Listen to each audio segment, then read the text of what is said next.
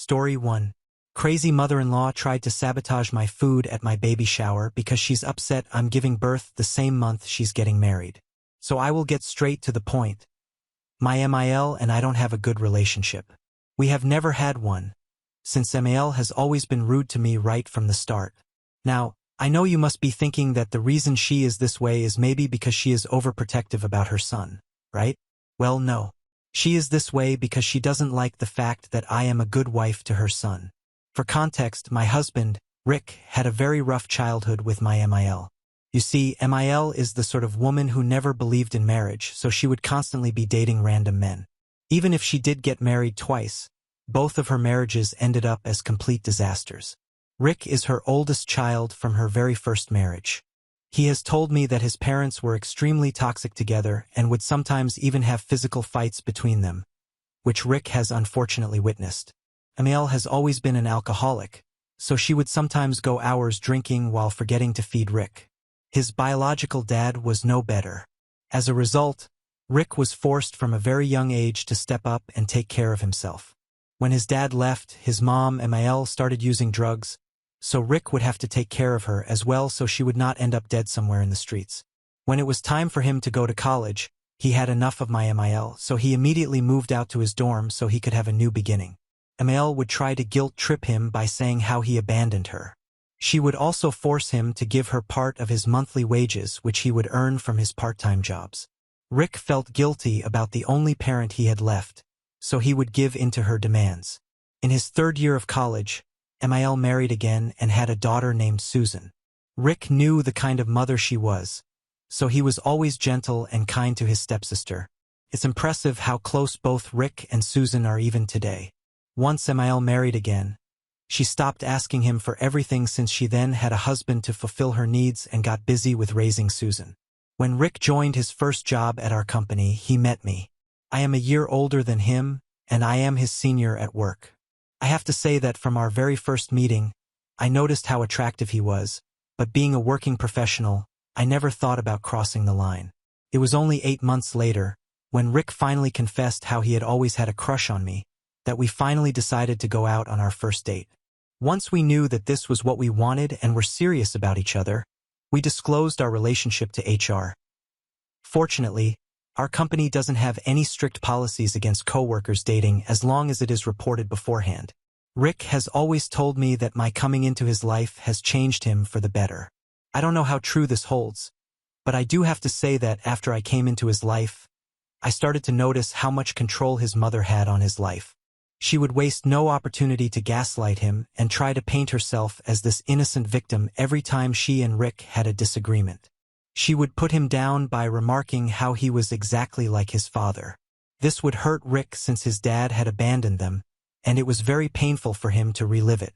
But when I came into his life, I encouraged him to have a healthy space from her, so she would not be able to affect him so much. Since we have come into a relationship, I have noticed a positive change in Rick.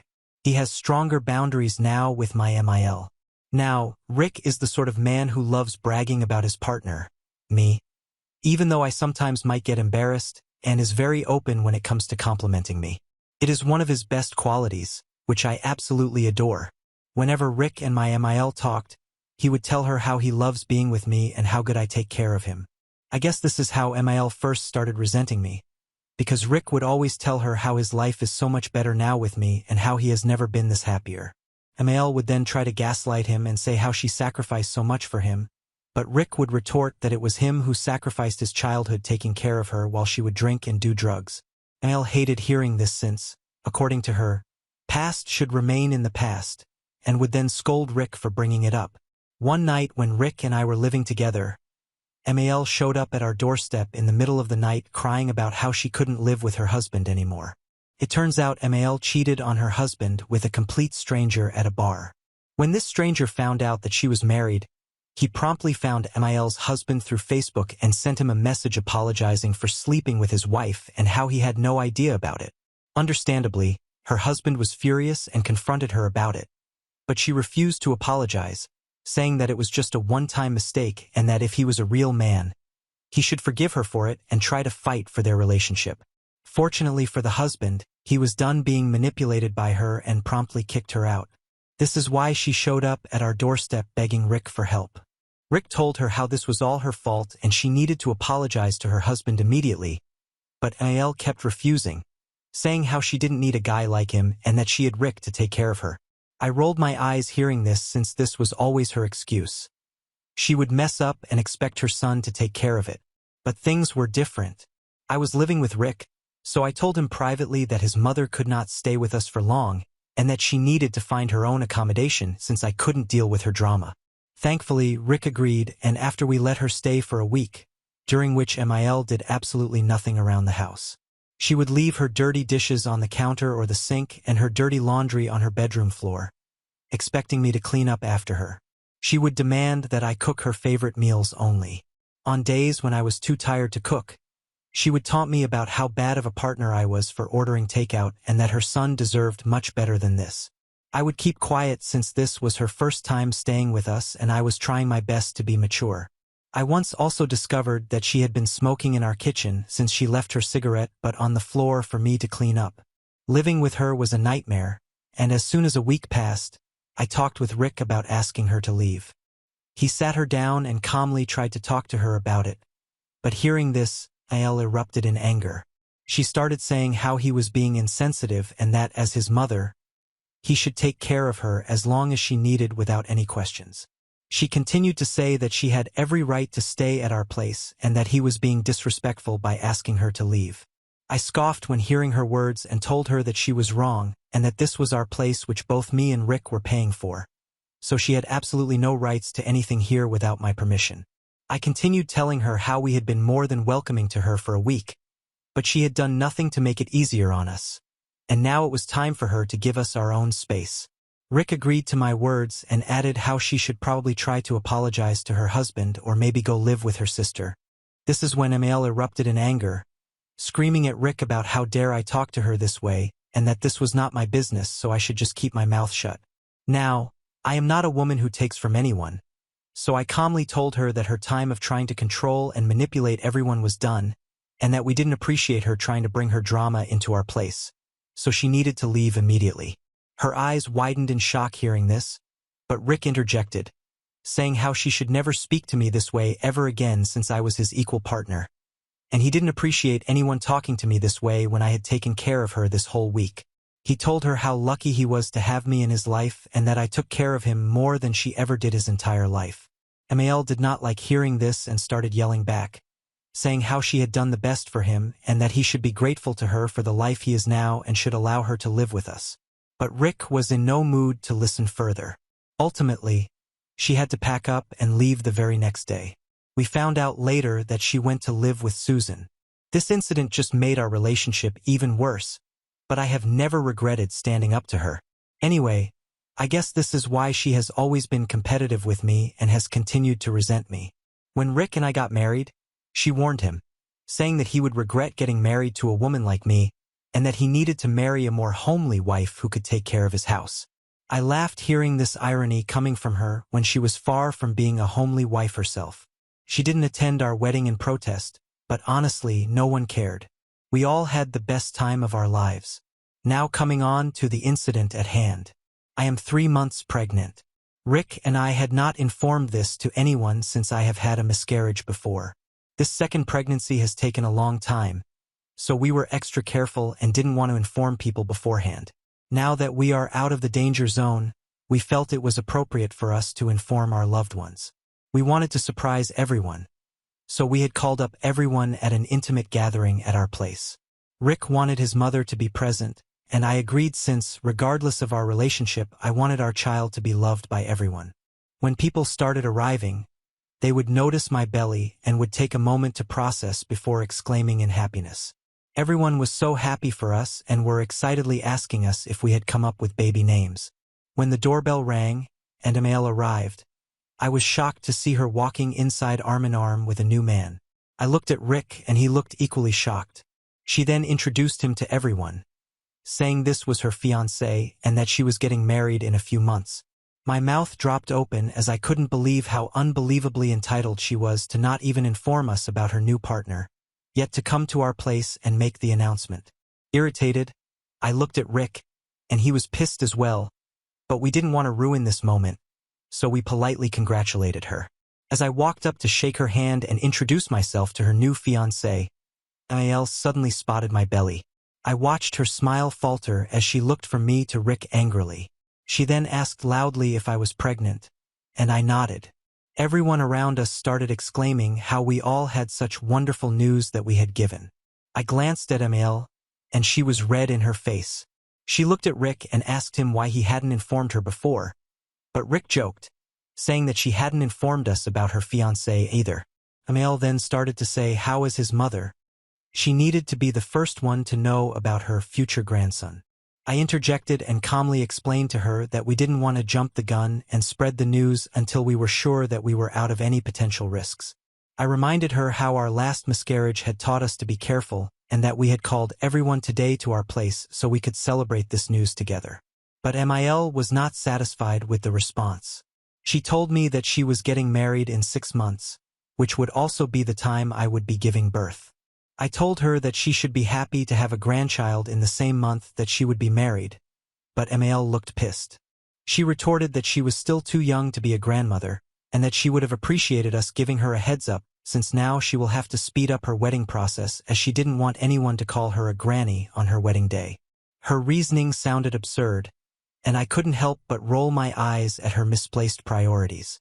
I calmly reminded her that the focus should be on celebrating the new additions to our lives, both the upcoming wedding and the impending arrival of our child, rather than worrying about what people might say. But Amael, like a child, decided to blatantly ignore me as if I didn't exist and walked away to talk to other guests. I shook my head since I knew her quite well by now, and her immatureness was not astonishing to me anymore. Rick and I decided to let it go and got busy with our friends. When Susan arrived, she greeted us warmly and congratulated us on our pregnancy. Rick asked her if she knew that their mother was engaged again, but she looked just as surprised as us and told him that she never told her anything about a new man. She joked that they should not be surprised by her since clearly Amael changes her man like the weather. When it was time to serve lunch, I got up to bring the food out, but Rick and my parents urged me to remain seated, telling me that I should not even lift a finger and that they would serve everyone. My Amael must have overheard them and was probably trying to act nice in front of everyone or impress her new fiancé, because she interjected, saying that she would help out by bringing me a plate so that I wouldn't have to lift a finger. I smiled politely, not knowing how to react since just a minute ago she was blatantly ignoring me, and now she wanted to bring me my food. She had never been nice to me, so I couldn't imagine why she was suddenly trying to act all nice to me. As we all sat down at the table to have our meal, Amael came and handed me a plate. She announced loudly that she had chosen more vegetables rather than meat, so her future grandbaby would be strong and healthy. I didn't mind the vegetables since she was more of a vegetarian herself, and everyone around me awed and awed, saying how well she was taking care of me. But I knew her better. This was completely uncharacteristic of her to bring me a plate. I looked at the food suspiciously, trying to see if she had done anything to my food, but it looked completely normal. Amael brought out her plate and then went back to the kitchen to get herself a kitchen, which was quite usual for her. Unbeknownst to people around me, I surreptitiously exchanged plates since she had brought a lot of vegetables as well and hoped that she would not notice. I thought no one had caught me, but I caught her fiancé sitting next to her looking at me, but he didn't say anything, so I prayed that he would not tell her anything either. Before she could come back, I started gobbling on my food so she would be less suspicious about what I had done. I watched her sit down next to me, and then she asked me if I was enjoying the food. I told her I was, and she told me that I should try out the salad that she had brought for me on the plate, as apparently a new mother should have more salad. I nodded and kept eating. Amael then took a bite of her food, chewed it slowly, and immediately spit it out loudly in front of everyone. My eyes widened in shock as I saw her looking at the plate closely, while others asked her if everything was okay. This was the very plate she had given me, and I had exchanged it with hers. She took a sip of her drink but continued to cough, so she excused herself to go to the bathroom. I immediately whispered to Rick that we needed to talk since I didn't want to make a scene in front of everyone. Worried that she intended to harm me by mixing something with my food, I told him what had happened. He looked at me incredulously when I recounted to him the entire thing and then asked me if I was sure about this. I nodded and told him that I didn't know what she had mixed up with the food, but I did exchange her plate with mine and he could ask his mother's fiancé about it if he wanted. Rick assured me that he was going to take care of it. I tried to stop him, saying that we could confront his mother later, but he wasn't having it. He stormed into the house immediately, and I saw him talking to his mother's fiancé. I couldn't hear their conversation, but Rick was visibly furious. His mother returned from the bathroom looking confused and concerned. She tried to approach the situation casually, but Rick cut her off. In a firm and controlled voice, he asked, "Did you do something to my wife's food?" The question hung in the air, and everyone around the table fell silent, sensing the tension. Emil stammered, denying any wrongdoing and acting innocent. She claimed that she only wanted to make sure I had a healthy meal for the baby. Rick wasn't buying it. He warned her loudly that if she didn't confess right then and there, then he would be calling the police. Everyone looked at them confused since no one had an idea that I had changed plates and she had eaten from the plate she had apparently given me. Emil tried to get out of it by saying how she had not done anything and it was probably our wild imagination, but I walked into the room and told everyone what had happened. My mother gasped in shock and disdain and asked me if I was okay. I nodded and turned my head to Emil, who looked furious that she had been caught. With everyone staring at her and judging her for what she had done, she finally confessed that she had just mixed up large amounts of salt to my salad as a harmless prank. My eyes widened in shock and I asked her why she would ever do something like that, and Emil tried to justify, saying salt was not going to kill me or anything and I would have probably gone and puked like she did, so it was not a big deal. Before I could even react to her callousness, Rick looked like he had lost his mind and started shouting at her that she was crazy to do something like this and that she needed to be reported. Emil scoffed, saying that this was being blown out of proportion and that salt could never kill anyone. She continued to say how as a new mother I should get used to puking, so this prank was clearly not a big deal. My mother, who had never before disrespected Emil, marched up to her angrily, saying, "How dare you play with my daughter's health, especially during such a special moment? You should be ashamed of yourself. How dare you jeopardize the well-being of your own grandchild? You've gone too far, and I never want to see you near my daughter again." Rick chimed in, saying that what she had done was outright crazy and that her actions were unacceptable. He asked her and her fiancé to leave immediately. Emil, realizing the severity of the situation, attempted to downplay her actions, insisting it was just a joke. But not a single person came to her support. The atmosphere was tense as Rick escorted his mother out, and I remained standing still, processing what had just happened. Our friends and family came up to me, offering me their support. Everyone's excited mood had been brought down by Emil and her immature actions. Rick returned shortly, apologizing to everyone for the disruption and assuring them that we should continue to celebrate regardless of how toxic his mother was, since he was going to be a father for the first time. The mood had undoubtedly shifted, but our loved ones rallied around us, offering their support and understanding. Since that day, Rick and I have decided that we cannot allow our baby anywhere near his mother after what she has done. Clearly, something is inherently wrong with her, and we can't put my life or the baby's life at risk by allowing her to disrupt our lives. Should we cut her off from our lives? Update 1. Thank you everyone for your support and comments these past 4 days. To everyone asking why are we even feeling guilty for cutting her off even after what she did. It's because Rick has never had a healthy relationship with a parent. He and his mom clearly have a toxic relationship, but it's not always easy for a child to cut off his parents no matter how difficult they are. But because it is now about the health of our baby, Rick seems to have made up his mind about it.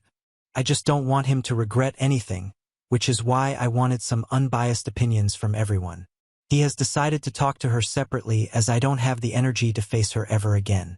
Hopefully, things go well and I will update you soon. Update 2. So, it's been a month since my last update. Unfortunately, things have not been going well with our plan to cut off our Emil. First of all, Rick went and talked with her about our decision, and they had a huge fight, which was quite expected.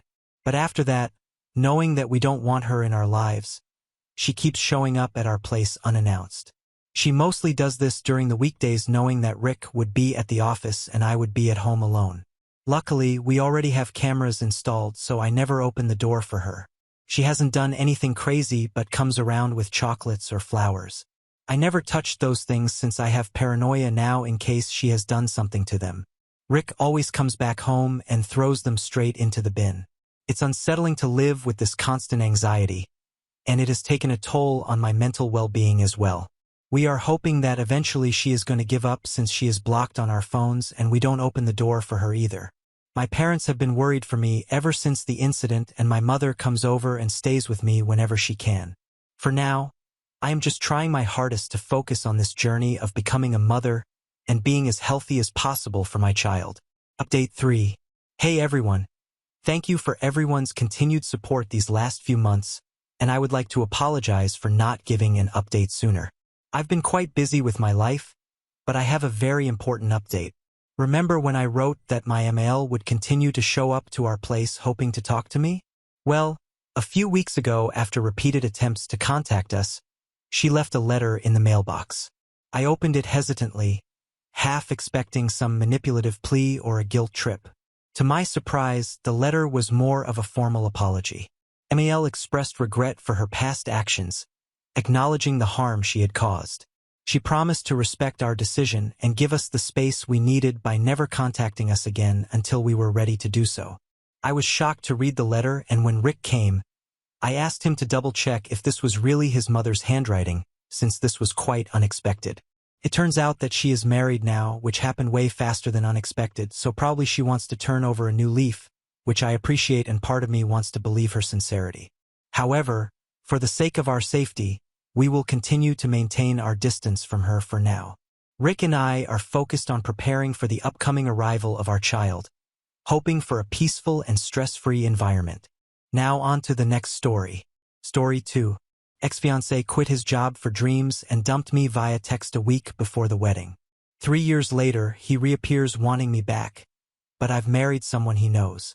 Hi, so I, 30F, was engaged to my ex-fiancé, Felix, 34M, when I was 26, so almost 4 years ago.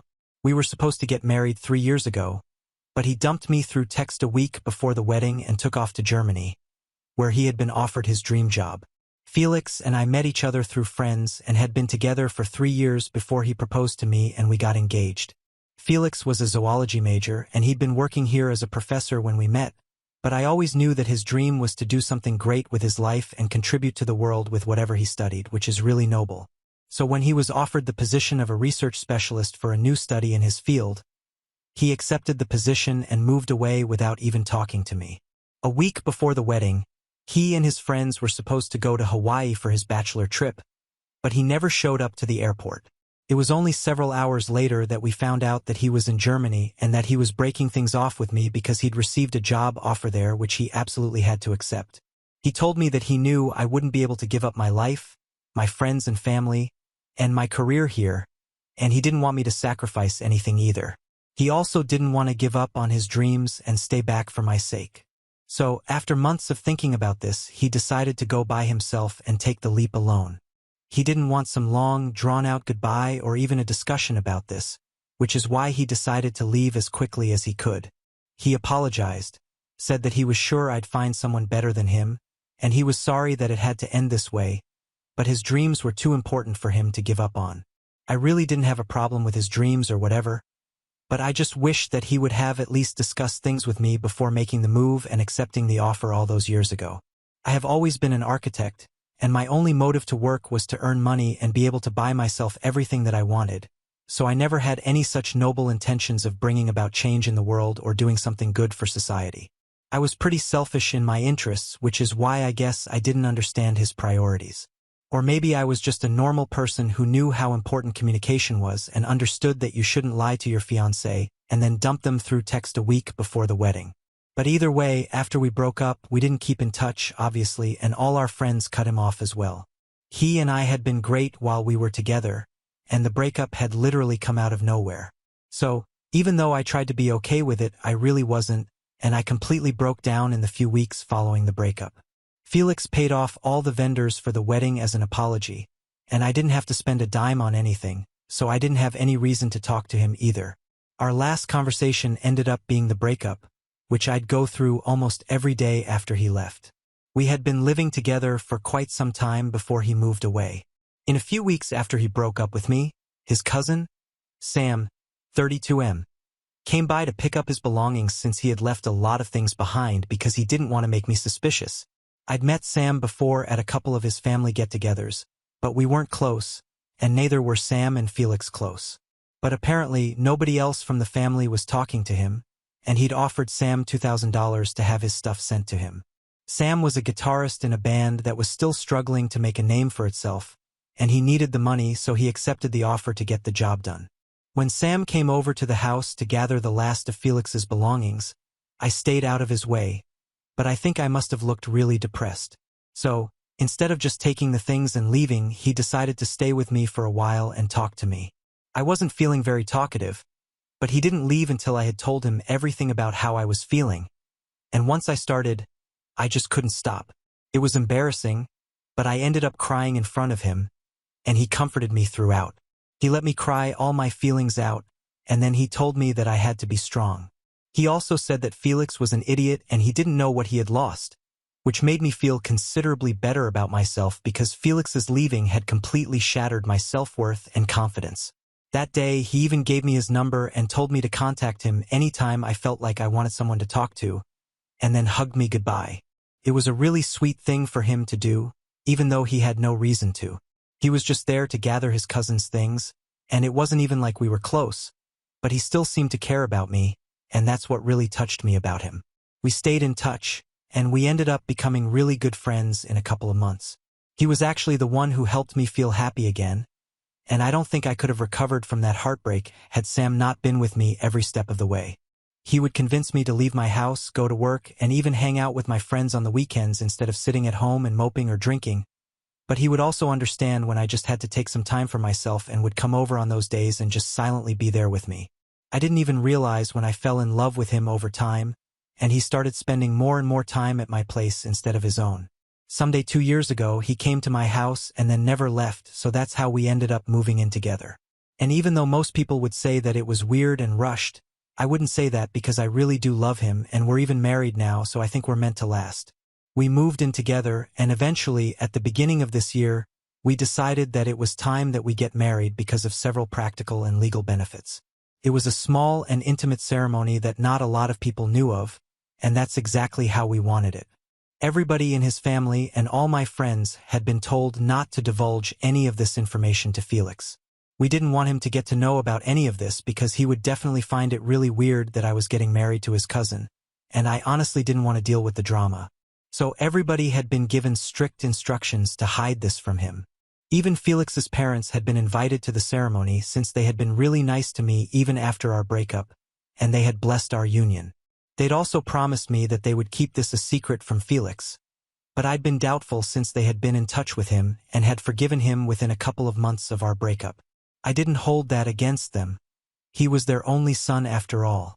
But thankfully, everybody stuck to their promises, including his parents, and made sure that Felix didn't find out about our marriage. It's been a few months, and it's been marital and domestic bliss for me and Sam, and I found out that Felix was right when he said that I had somebody better in store for me. Everything had been going well, but then last week, Felix showed up at my doorstep out of the blue, and it really took me by shock because I hadn't been expecting him. We hadn't spoken ever since our breakup, and it had been 3 years since then. After that, he hadn't bothered to talk to me or check up on how I was doing, and I never reached out to him either. He had come back to visit home for the holidays a couple of times, which is what some of our common friends told me, but we hadn't met, and neither had he met any of our friends. However, this time he decided to come talk to me, and instead of contacting me and setting up a meeting with me like a normal person, he showed up at my door with a bouquet. Before I even had the chance to say anything, he apologized for screwing up our relationship and told me that he was now finally ready to work on things and wanted me to take him back. He told me that the study that he had been working on had turned out to be a bust, and they had exhausted all their funds. It was unlikely that they'd be issued a grant again anytime soon, so he quit his job there and came back here for good. He said that he regretted ever letting go of me, especially the way he broke up with me through text. He said that I deserved better after being with him for so long, and I was glad that he had come to his senses at least on that front.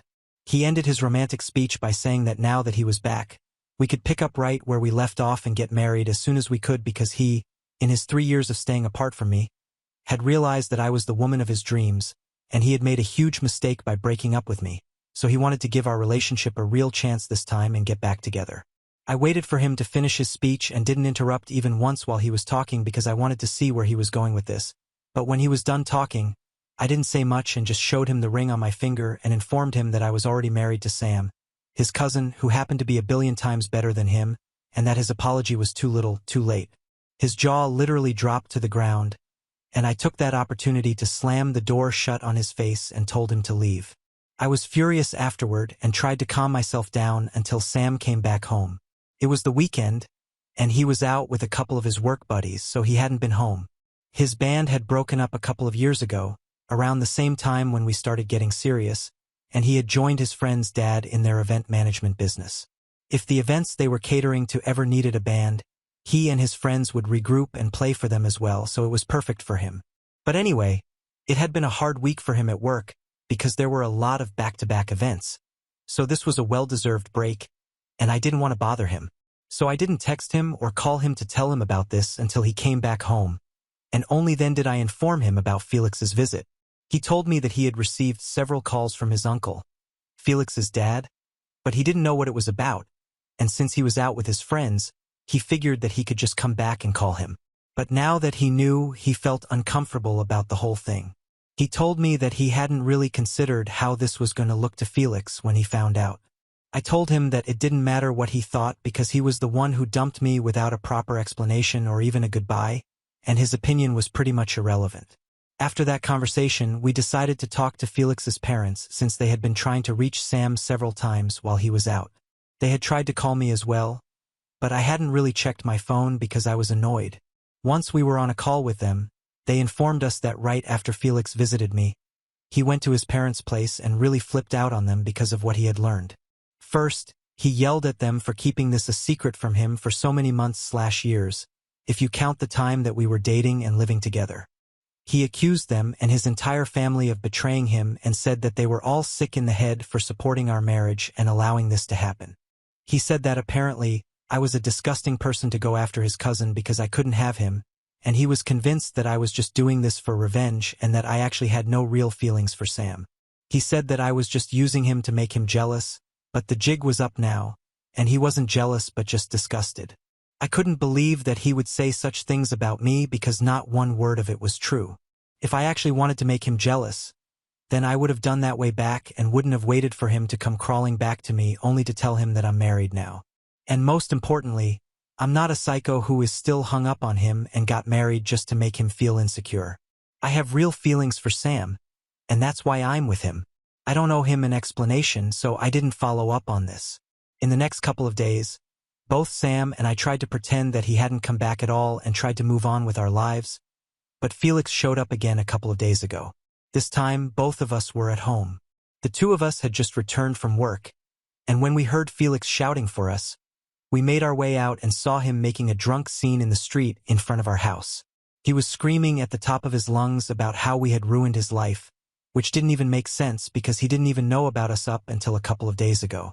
As soon as we opened the door and he spotted me, we realized that we had made a mistake because the moment he saw me, he started sobbing violently.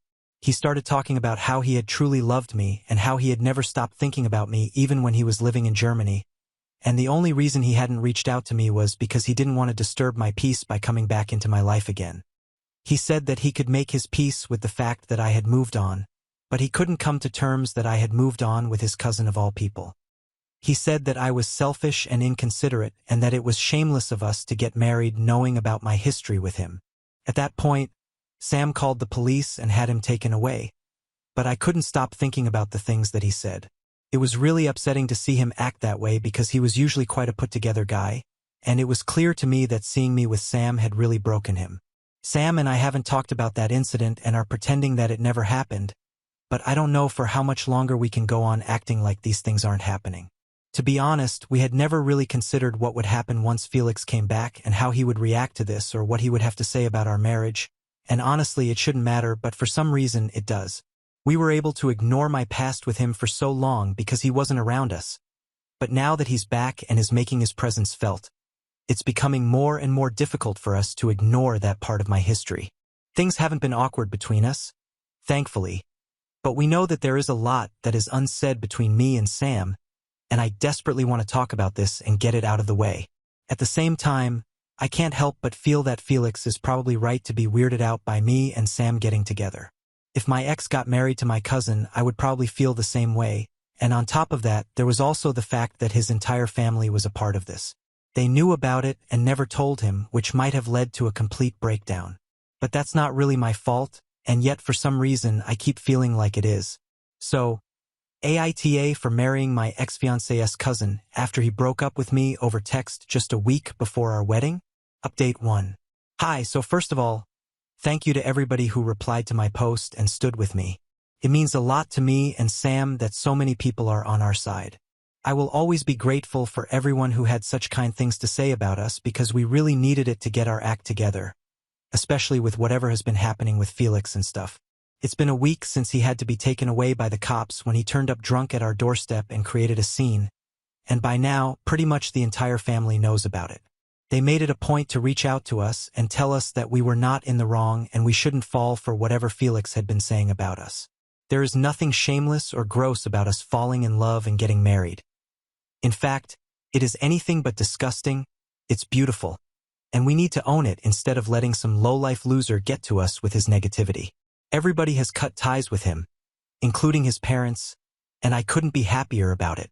Literally not even one person from his family is supporting him, and that tells me and Sam everything that we need to know. It's perfectly all right for us to get together because it's not like I was cheating on him, and he's the one who broke up with me in the worst way possible, and Sam healed me, so I have nothing to be ashamed of. I also told my friends about it, and they were on my side too. They said that Felix was just crazy and jealous, and that made me feel a lot better.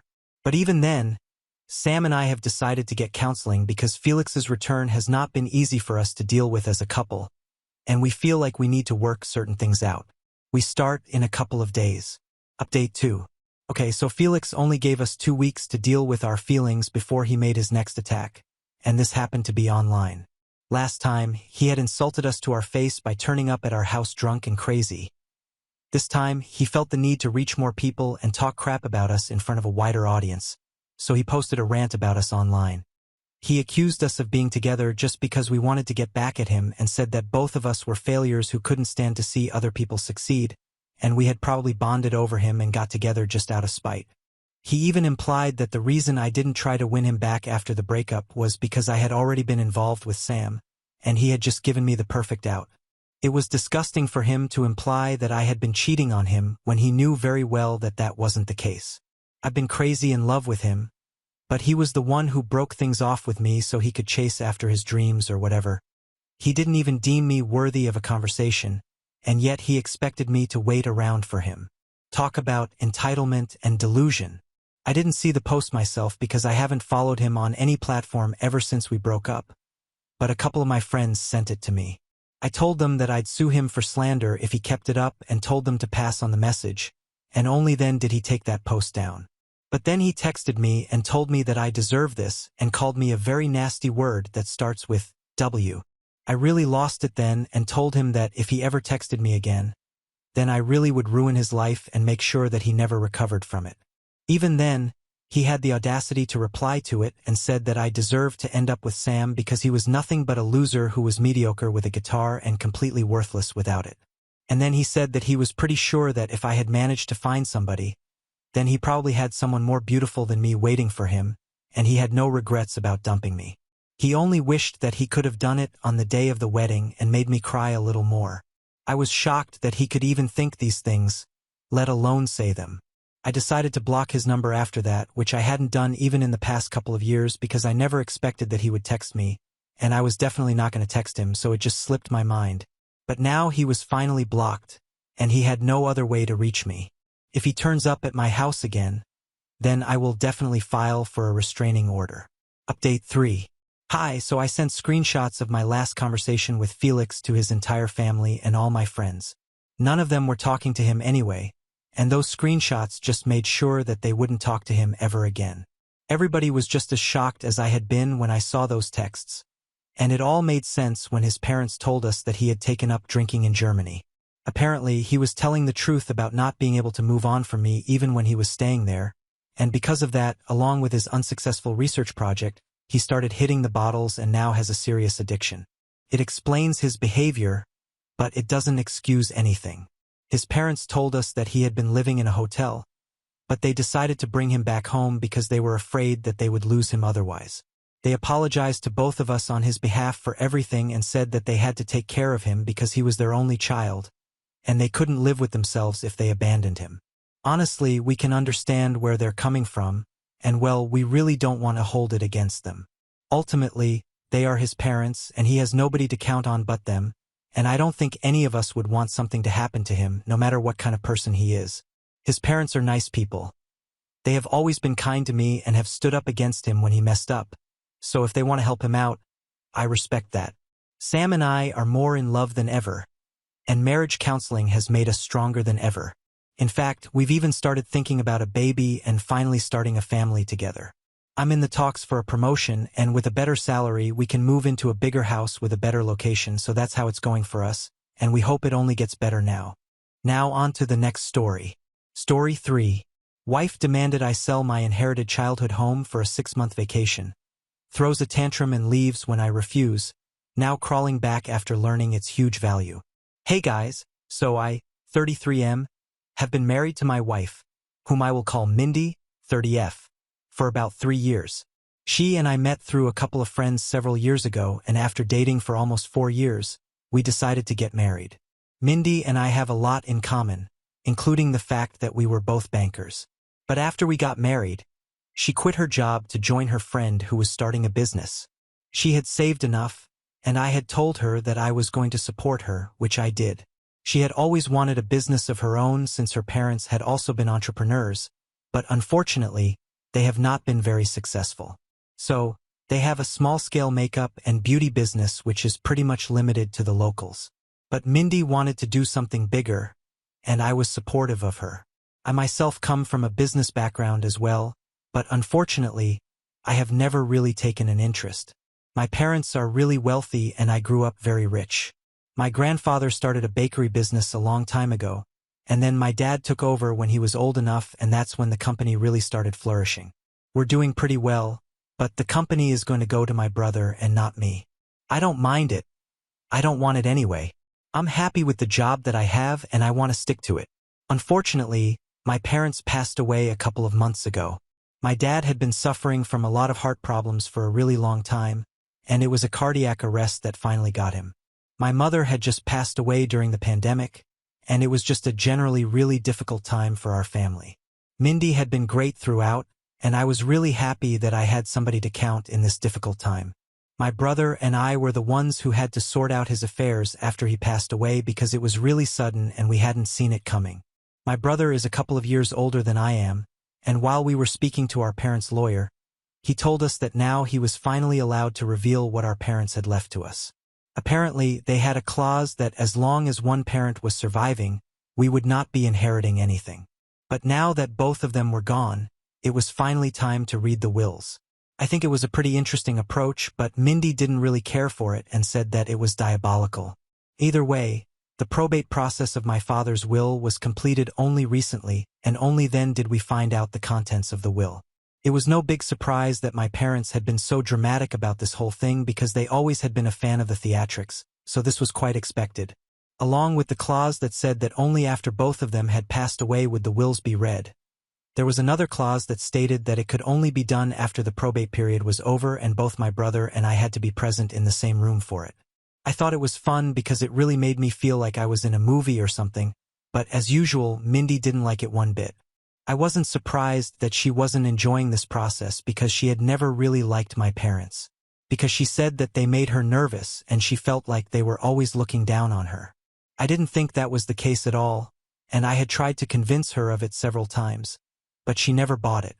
Anyway, a couple of weeks ago, my brother and I finally met for the reading of the wills, and we were told that all the property would be divided equally between us.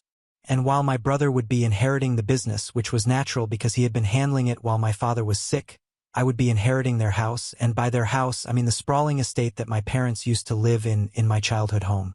It was worth quite a lot, and I was really happy that they had left it to me. Other than that, all the money that they had left would also be split equally between us, and whatever other properties that they had which weren't listed in the paperwork specifically, would be sold and the money would be given to charity. My brother and I were completely fine with it because I think they had been more than fair and equal. But Mindy had a problem with it because she felt like the business should also have been left to me and we could run it together as partners. I didn't think it was going to work because, for starters, I didn't have any interest in running my parents' bakery business. As I said, I was quite content with the job that I had.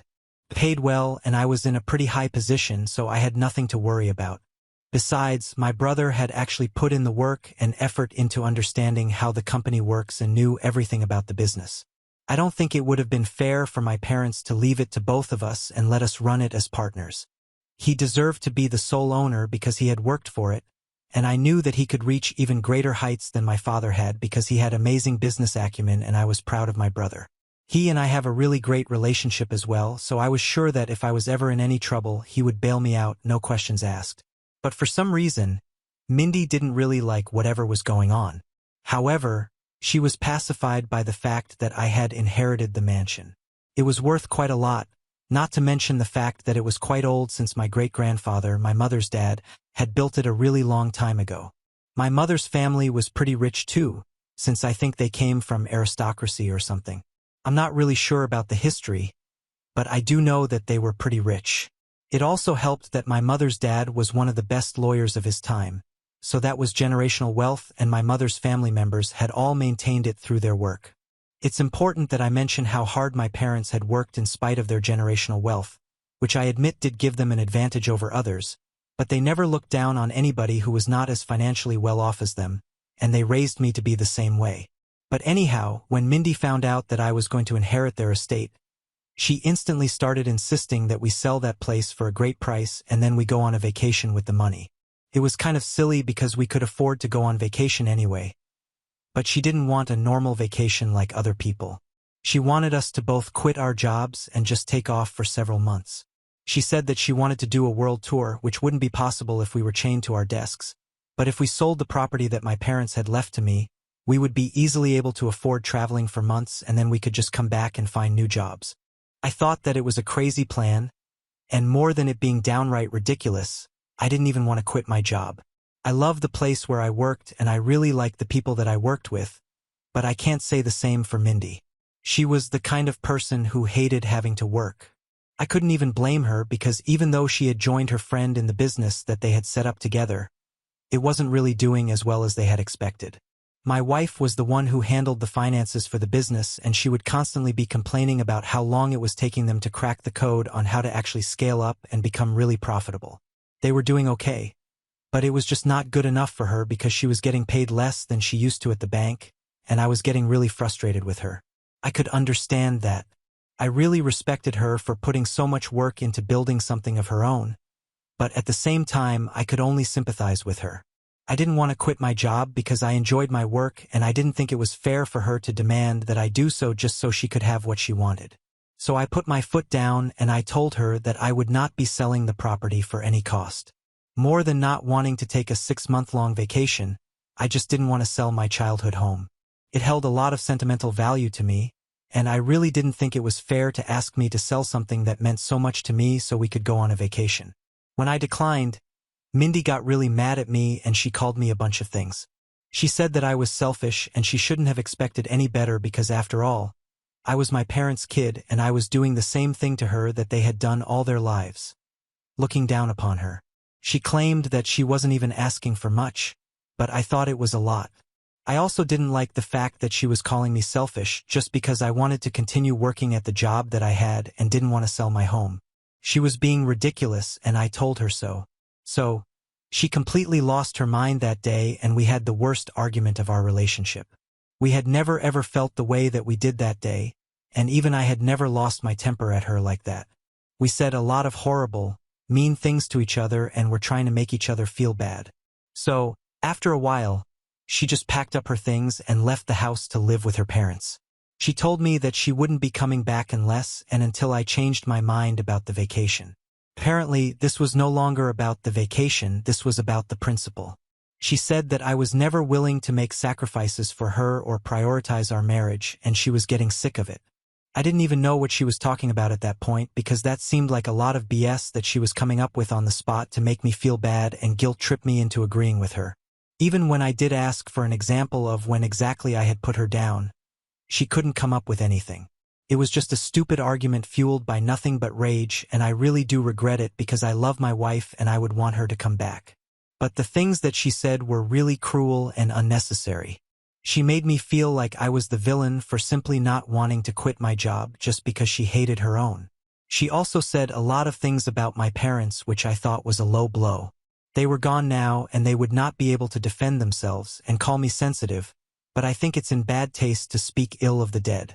I didn't even know where half of it was coming from because she said that my parents had apparently always looked down on her and made her feel inferior just because she didn't come from a wealthy family and didn't belong to the same class of people that they did.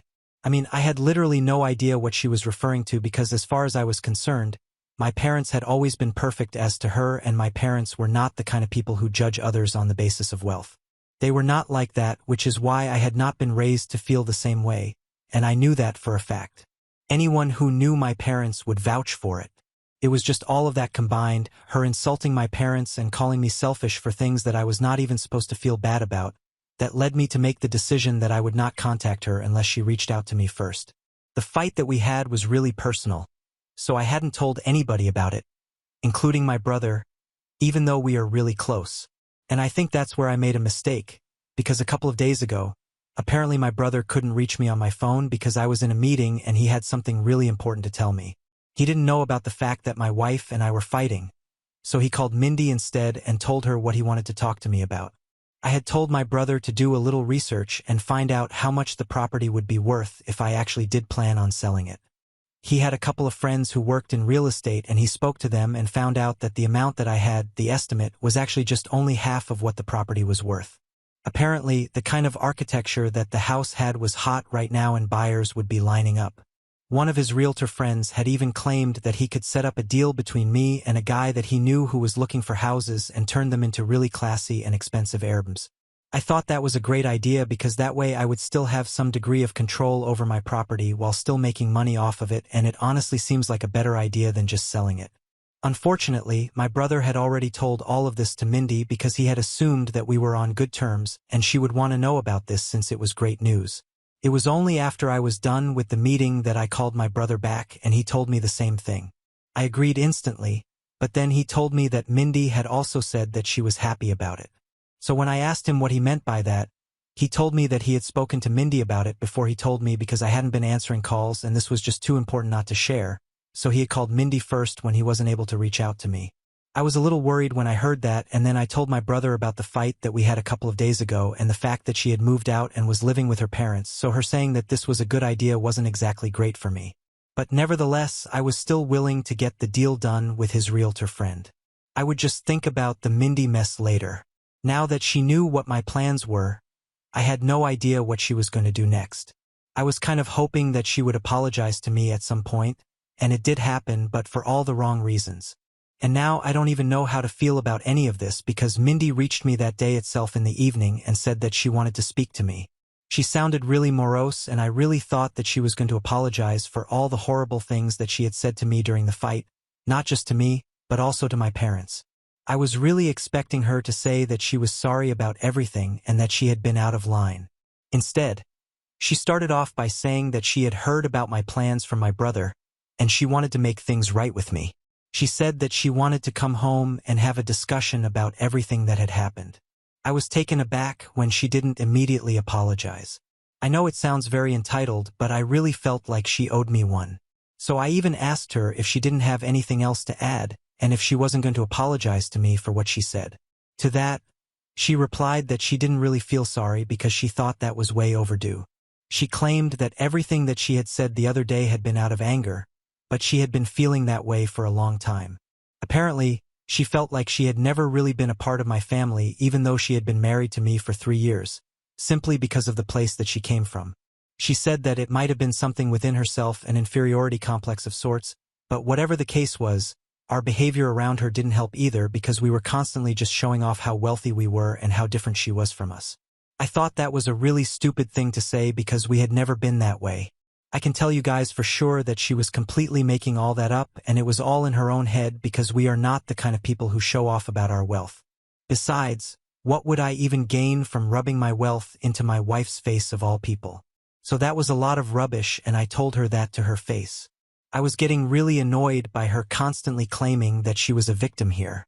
My parents had been nothing but lovely to her ever since we got married, and the fact that she was making up things to make them look like bad people was getting on my nerves. So I told her that I didn't want to speak to her anymore unless she could acknowledge that she screwed up.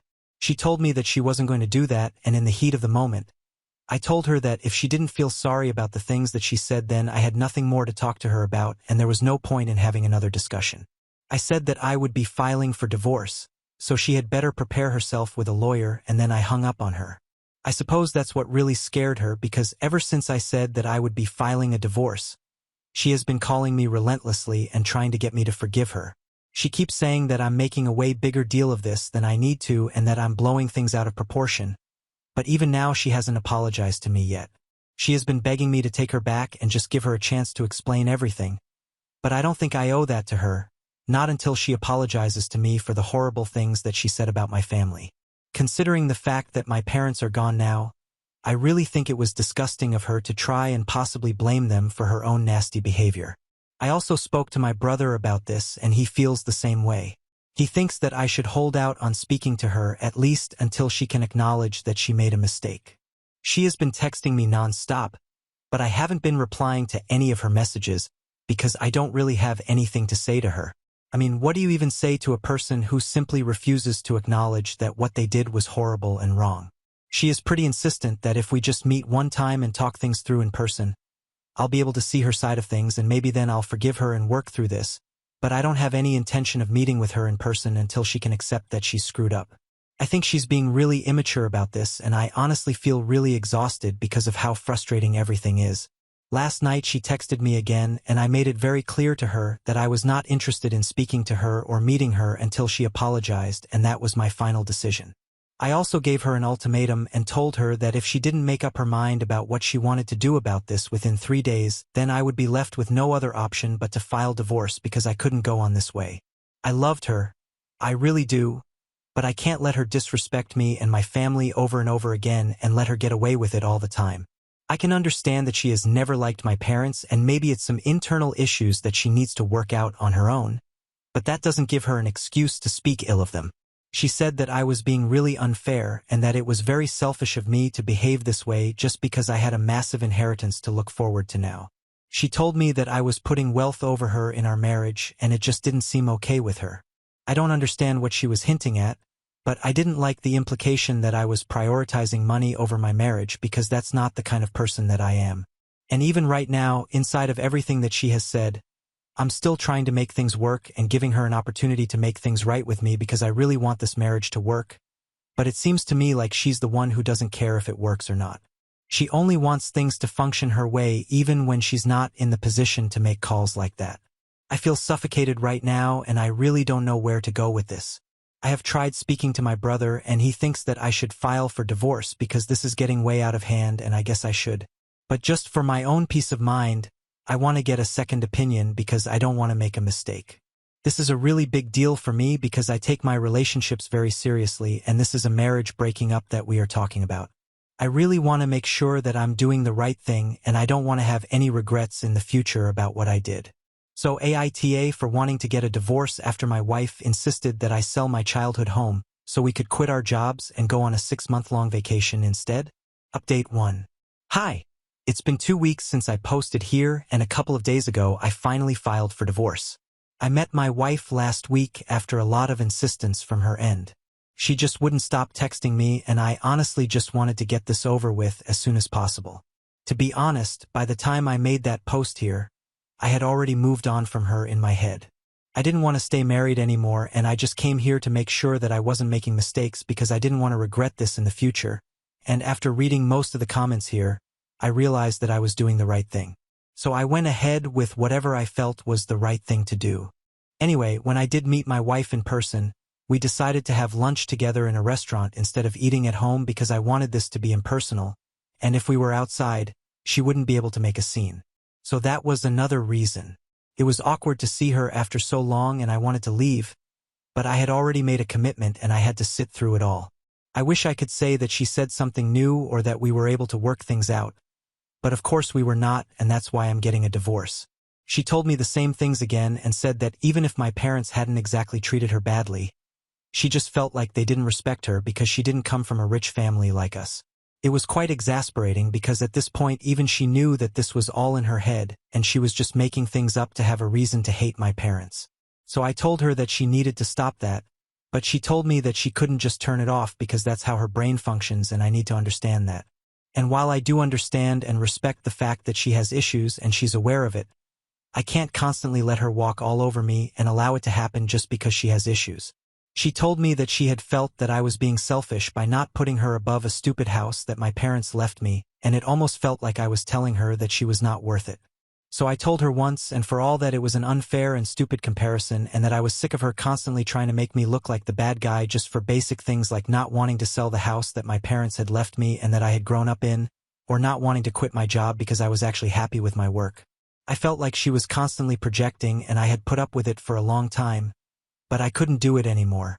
I told her that I had been thinking about it for a while and that I was going to file for divorce now because I didn't want to be with her anymore. She seemed a little shocked when I said that, but thankfully she didn't create a scene or whatever. She told me that she respected it, and even though she wouldn't have preferred for things to end this way, there was no other option now because things were too far gone for us to consider reconciliation. And well, that's how it ended. We haven't spoken since then and she has blocked me everywhere. But I think I should have seen that coming. Anyway, I have filed for divorce and in a couple of months it will come through. I'm not too worried about the inheritance and stuff like that because we did have a prenup, so it's about to be a relatively easy process, but it's still going to be emotionally exhausting and I'm just mentally preparing myself for it. Update 2. So today I found out that Mindy will not be contesting the divorce and I've got to say I don't know how that makes me feel. I guess I'm relieved that this is coming to an end now.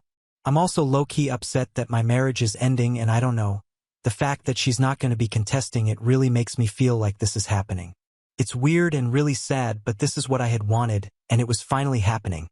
So I have to just make my peace with it and move on with my life. I have already started packing away things that I don't need that she and I brought together because I don't want any reminders of her around the house. The divorce is going to be difficult as it is. I don't need to make it even more tough for me. My friends and my brother are all there for me and I'm really very grateful for it. They're the ones helping me get through this. Update 3. Hi, so really quick update here. My divorce with Mindy came through a couple of weeks ago. It was a relatively straightforward process and the only difficult part of it was actually saying goodbye to her for one last time. I'm assuming that it was just as difficult for her as it was for me, but even if she was hurt, she didn't let it show at any point. Things are going to be different now and I'm trying to accept it. Now on to the next story. Story 4. I, 33F, raised my daughter alone for 6 years after her dad abandoned us. Now he's back and wants to use her as a therapy doll to console his wife, who recently lost their baby. I am a single mother to a 6-year-old girl.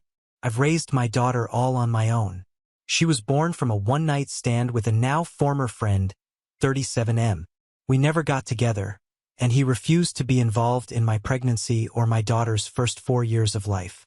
I was stressed out emotionally because it's a big change, but I never asked for child support or forced him to be involved. I have an income to send my daughter to private school. I'm perfectly fine on my own. The issue started when he reappeared from wherever he went and decided he wanted visitation. He's not on my daughter's birth certificate. Father is listed as unknown. He wanted to have that amended. I said no, and that if he wants the best he'll get is to meet her in outings with myself or my daughter's godparents. He agreed, but he's been constantly pressuring for parental rights. The court already gave him a big fat no unless he pays 4 years of child support, which with his income goes somewhere around $230,000.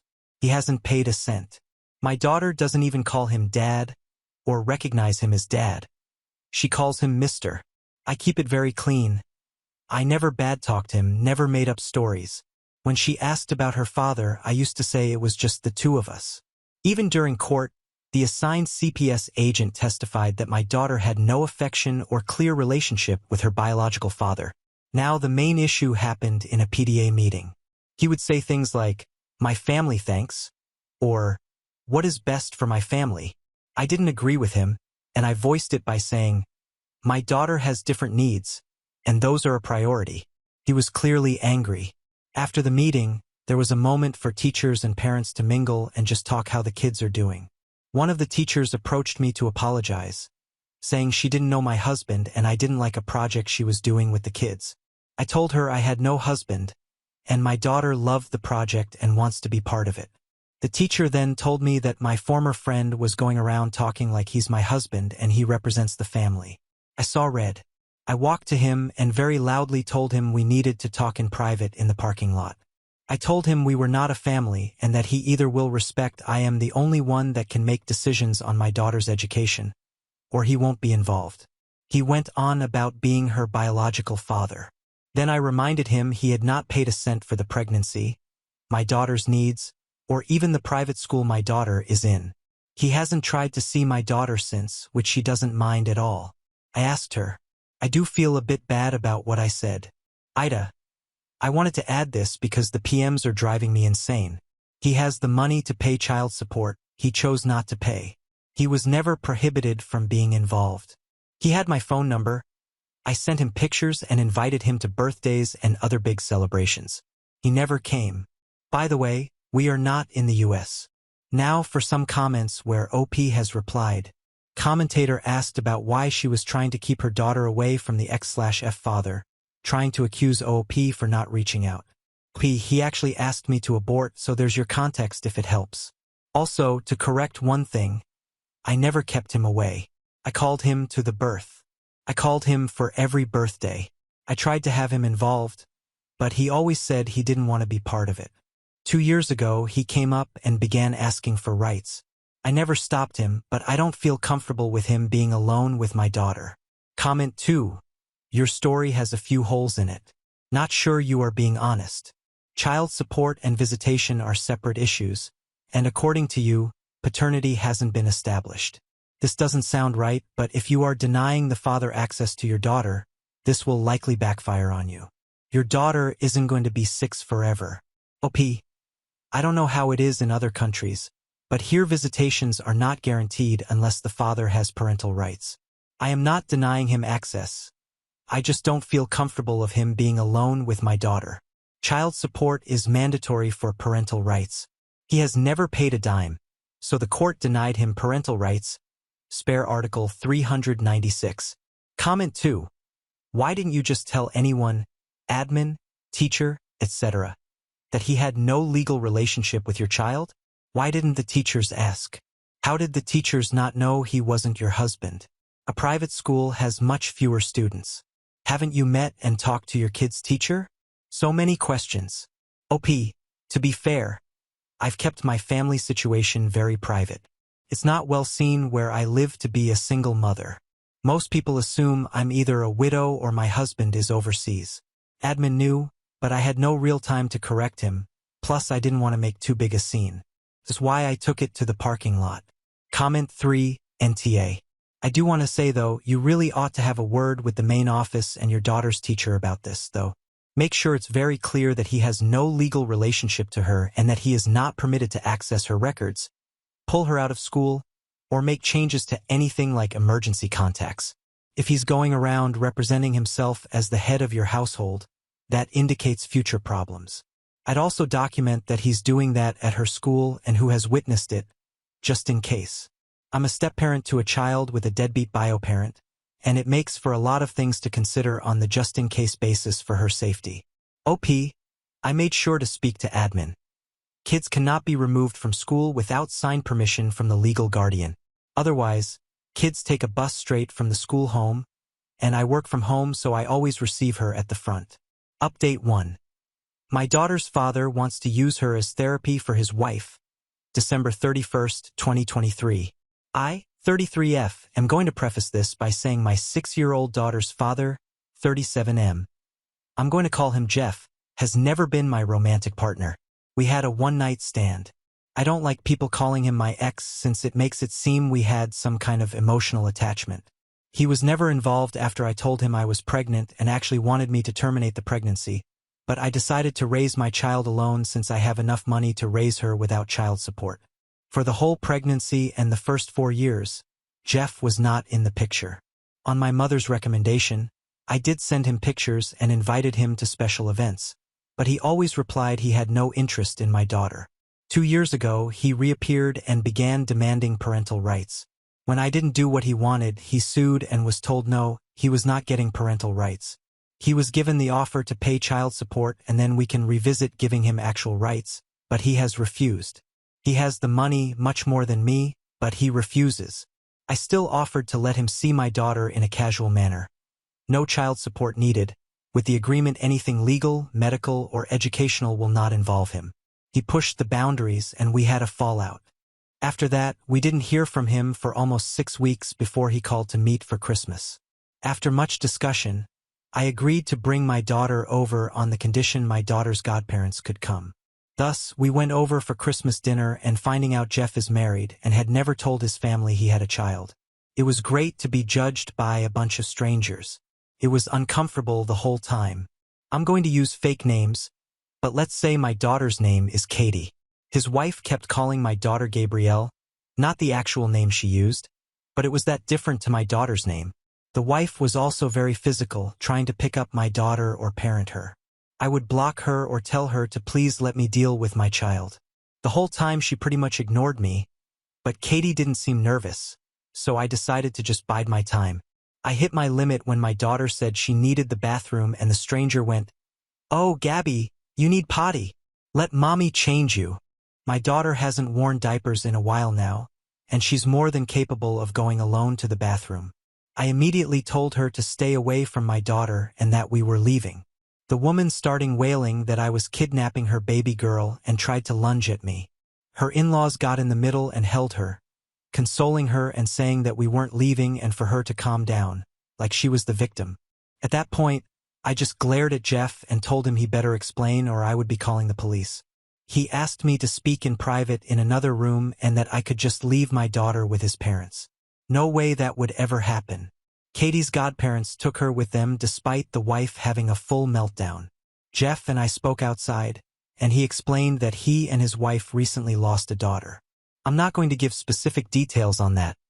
All I'll say is it was sudden and nobody's fault. And as I can only imagine, it had caused some psychological issues to his wife. Apparently, he had the brilliant idea that having Katie pass as their lost child would help his wife without telling me, and that's why he wanted visitations and parental rights. He pleaded for me to leave my daughter with him for a little bit. I asked him what was his plan when his wife heals. His response was disgusting. "Well, I'll just send Katie back with you and it will be just like before." I told him he was insane if he thought I would let him use my daughter like that. What his wife needs is therapy with a professional, not feeding her delusions, and I would not let that woman within miles from my daughter. He told me I was being cruel and didn't know the pain of losing a child. I agreed with him, but reminded Jeff that my priority is not his family. It's my child. What he and his family do to work through their grief has nothing to do with us. I also told him to call his lawyer because I'm making sure he never has contact with my child. So that's what I'm bracing for. He's been blasting my phone since Christmas, but I can easily ignore him. My daughter and I are doing a small travel vacation. This isn't an update, just something I feel needs to be said. My daughter is set for life monetarily. She has a trust and I make really good money in my position. If she was 18 right now, I could put her through college without a loan. She doesn't need child support for quality of life. If I could get child support and never worry about her father trying something, I would be suing him in a heartbeat, but after talking to a lawyer and realizing the risk, I've taken the decision that child support or possible inheritance is not worth my child's safety. Safety is always first. Update 2, January 6th, 2024. Hey everyone, Happy New Year. This isn't so much a real update as just letting people know we are home and safe. My daughter is spending the rest of her vacation with her godparents on another trip while I work on things. Moving might be something I'll be looking into, though that is a long-term plan considering all it takes.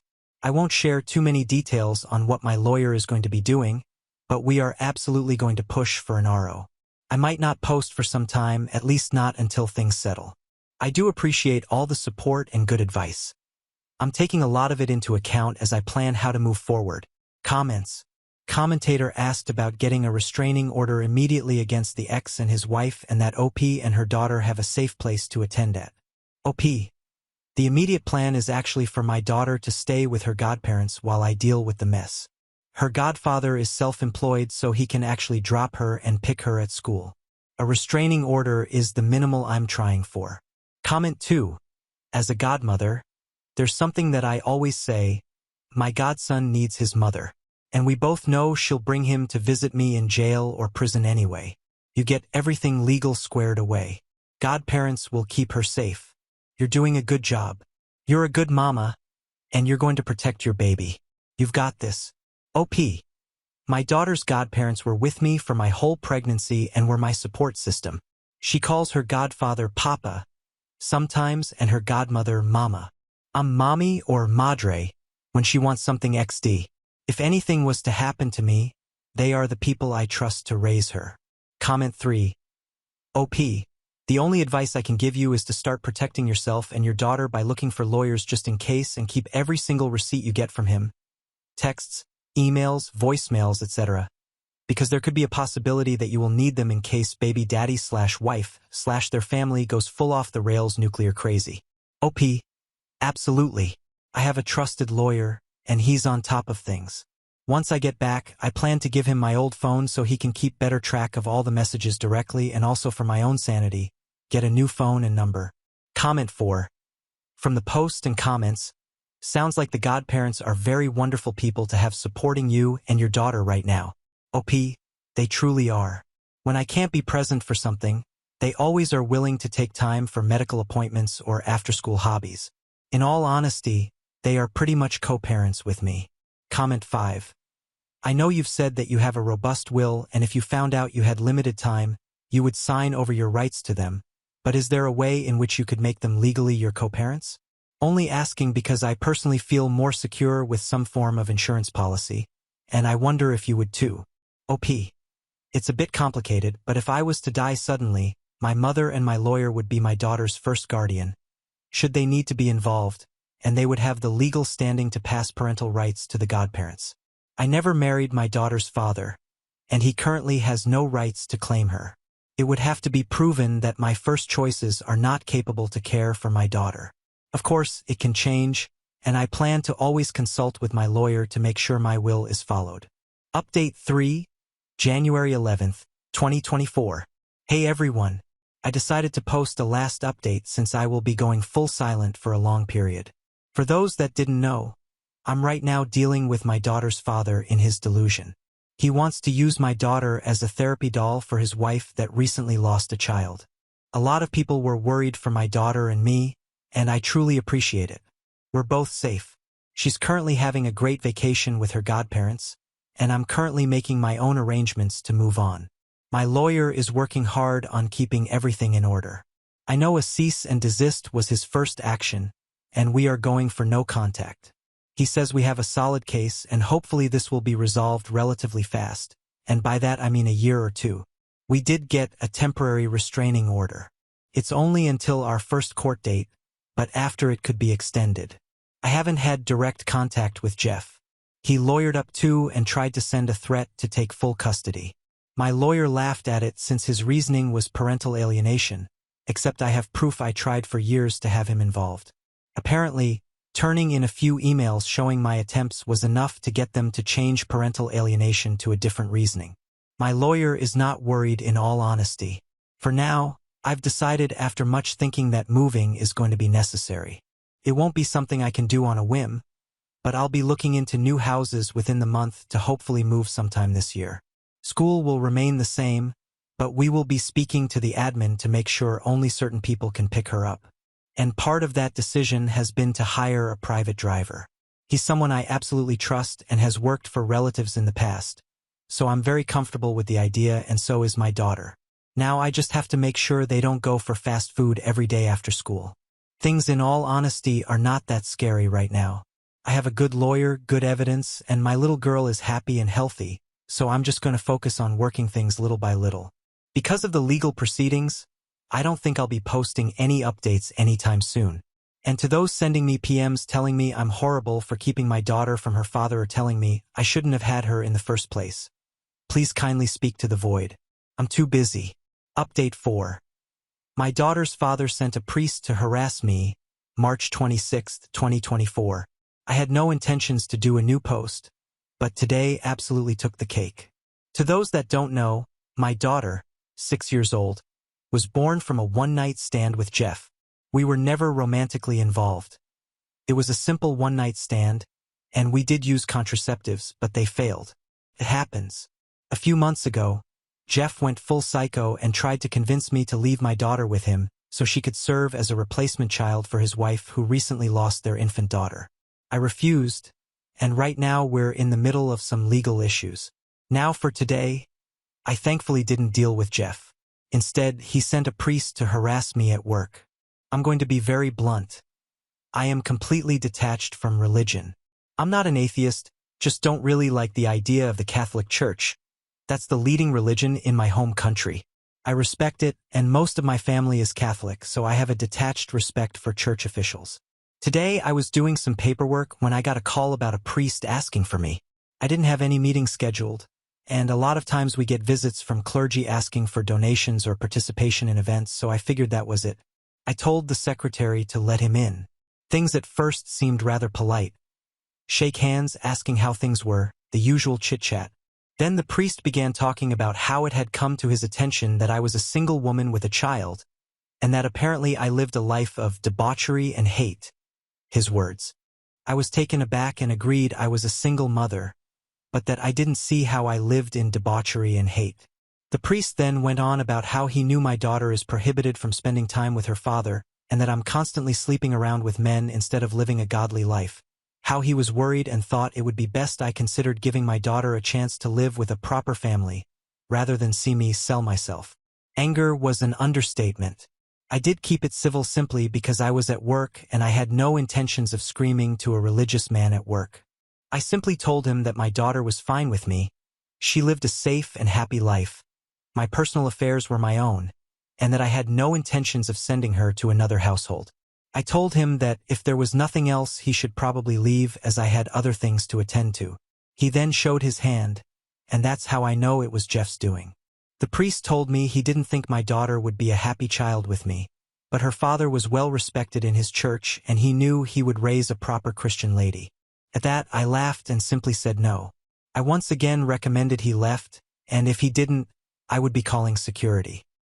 He left saying he would try to speak to me again when I'm not being hysterical. I told my secretary and our security not to let him into my office again, and I called my lawyer. I don't have audio, but we do have security feed from him walking into my office.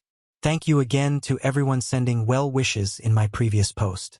We are still working on that move, but school is back and she's loving it. We still have that temporary restraining order against Jeff and his wife, and school officials know it.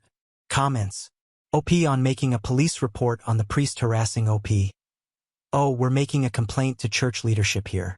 Police won't do anything because of how religion is viewed, so just gonna jump over them.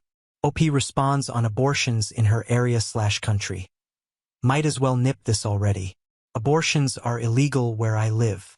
Aside from that, after looking at the health risks, I decided against it. It was a conscious choice on my health. I considered adoption at first, but I love my daughter. I don't regret having her. Maybe you were right, and life would be easier if I had taken a different decision, but it's not a life I ever want to have. She's the greatest thing that ever happened to me. Now on to the next story. Story 5. My 27F girlfriend of 2 years won't forgive me for cheating on my ex-fiancé, 28F, and I'm 28M, at a loss. I'm just going to jump in. Background. I know this sub often quotes, "Once a cheater, always a cheater." I agree and disagree at the same time. I cheated on my ex-fiancé when I was 24.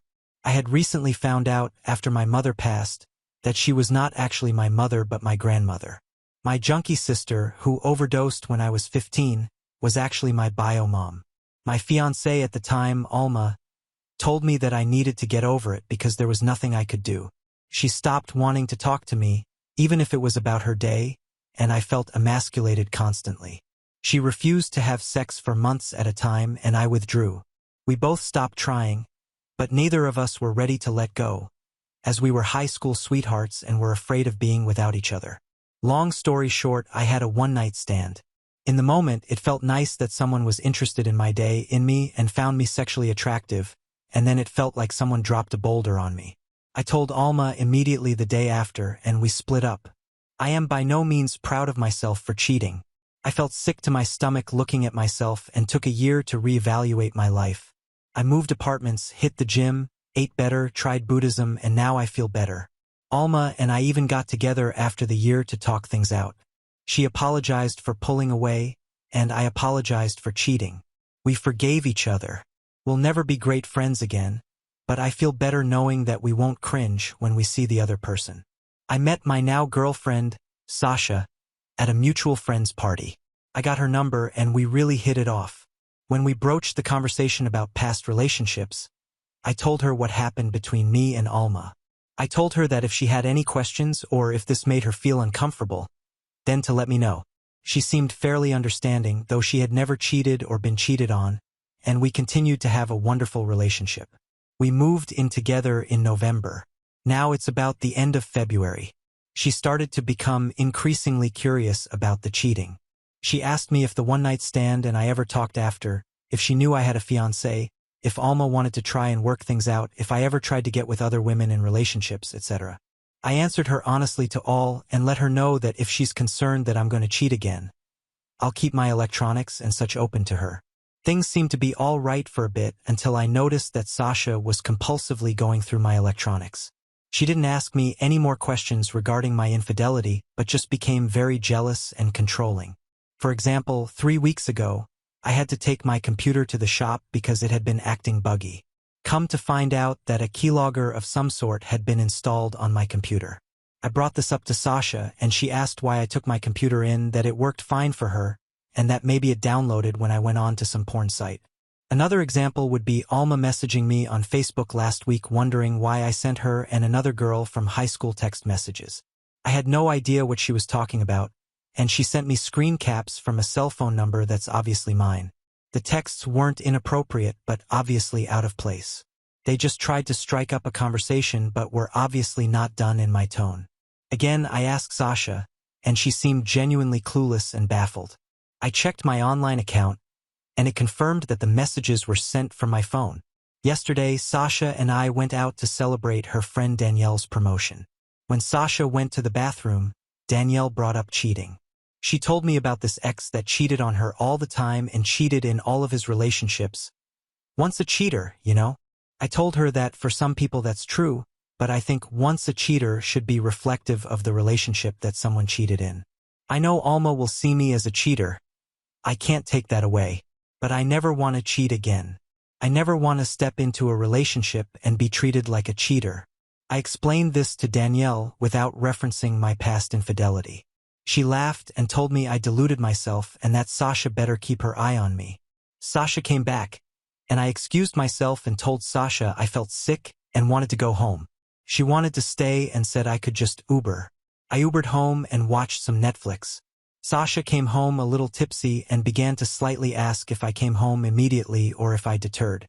I asked her why she was being so distrustful, as I felt I kept communications open to her and have not given her a reason to not believe me. She went silent, then excused herself to go to bed. When I joined her, she was on her laptop and slammed it shut when I entered the room. Today, I'm fuming. I've done everything I feel I can to help alleviate any worries of cheating. I've done my best to be a better person than who I once was. I'm at a loss and don't know if this is a normal reaction when you date someone who once cheated. Is this worth salvaging with Sasha? Or should I just cut and run? Date 1. So I'm just going to sum things up because there's a lot of detail, and it's great for long stories with friends, maybe not reading.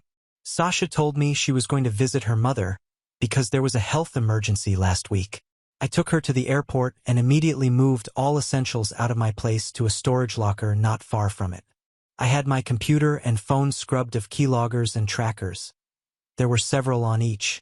A good friend of mine offered me a spare room until a month is up, as I had to leave a 30-day written notice for Sasha in the apartment. I decided it would be best to wait until she got home to let her know we broke up to not distract from her family. The day before Sasha was supposed to fly back, I received an eerie Facebook message from Alma. Apparently, for the past couple days, her home had been messed with. Someone left gates open, tore through screen doors, broke a couple pots in the yard, and she felt like she was being watched. She asked if there was any chance that I or Sasha was behind all of this. Pain me to say it, but part of me thought Sasha or Danielle might be, as I had no idea where Alma currently lived. I informed her about the keylogger, the trackers, and other issues. Alma asked what kind of car I drove, as she had noticed the same car driving by several times and was now parked at the end of her block. It was not Sasha's vehicle or mine, so I assumed Danielle might be stalking Alma on Sasha's behalf. While I was gone, Alma asked if I would come deal with this, as she was very upset to be involved involuntarily in this issue and to at least provide company so she wouldn't be home alone. She gave me her address, and off I went. Come to find out, Sasha never boarded the plane. She bought a ticket and turned around as soon as I did. She rented a car and went to stalk Alma, probably in hopes to catch me going back to Alma, which in her eyes happened as soon as I showed up to Alma's place. I arrived, and Sasha came bulldozing out of her rented car towards me. She kept screaming at me for cheating on her, that she knew I'd run back to that slut, that the second she was gone, I couldn't keep my D in my pants. Alma came out of her house at the sound of the screams, and Sasha tried to sprint at her. Thankfully, Alma was able to get back into her home and lock the door in time while Sasha began to roll things around her yard. The police arrived and took everyone aside for statements. Alma showed pictures of prior damage, photos of the car parked at the end of the block, and Facebook messages between me and her. I did the same. Surprisingly, it seemed that Sasha didn't deny any of it. She even admitted to stalking Alma's Facebook enough to determine where she lived based on photos. The worst moment was when they put Sasha into the police car. She looked me dead in the eye and told me that what she did for me and our love together. We will be together, she swears. The police officer apologized and said I should start looking into a restraining order ASAP. So that's what I've been doing this week. I think I want to be single for some time now. Now on to the next story. Story 6. BF took me to a fancy restaurant and got down on one knee with a ring box. But when I said yes, he opened it and inside was just a note saying, "You have been pranked. Me, 24F, and my boyfriend Andrew, 26M, have been together for 5 years. We met at this house party my roommate dragged me to during my sophomore year of college. I didn't even want to go, but she insisted that I needed to get out more and stop being such a hermit. Anyway, Andrew was there with some of his friends and he was the one making everyone laugh with his stories and jokes. We started talking when I went to get another drink and we just clicked right away. Andrew has always been the funny guy in our friend group, always making jokes and pulling pranks on people. When we first started dating, his pranks were small and actually kind of cute. He'd send me on little scavenger hunts around campus that would lead to a small gift or a picnic he'd set up. Or he'd pretend to forget my birthday only to surprise me with something special later. I never really minded it because most of the time his jokes were harmless and sometimes genuinely funny. I'm not super serious myself and I'd prank him back occasionally, too. We moved in together after we'd been dating for about 3 years. It was a small 2-bedroom apartment in a decent neighborhood. The second bedroom was supposed to be an office, but ended up becoming a storage room for all our extra stuff. We've been saving to buy a house for the past year or so, and we even found one we both liked recently. Things were generally good between us. We had the usual arguments couples have, mostly about him leaving his clothes on the floor or me using too much hot water during my showers, but nothing major. At least that's what I thought.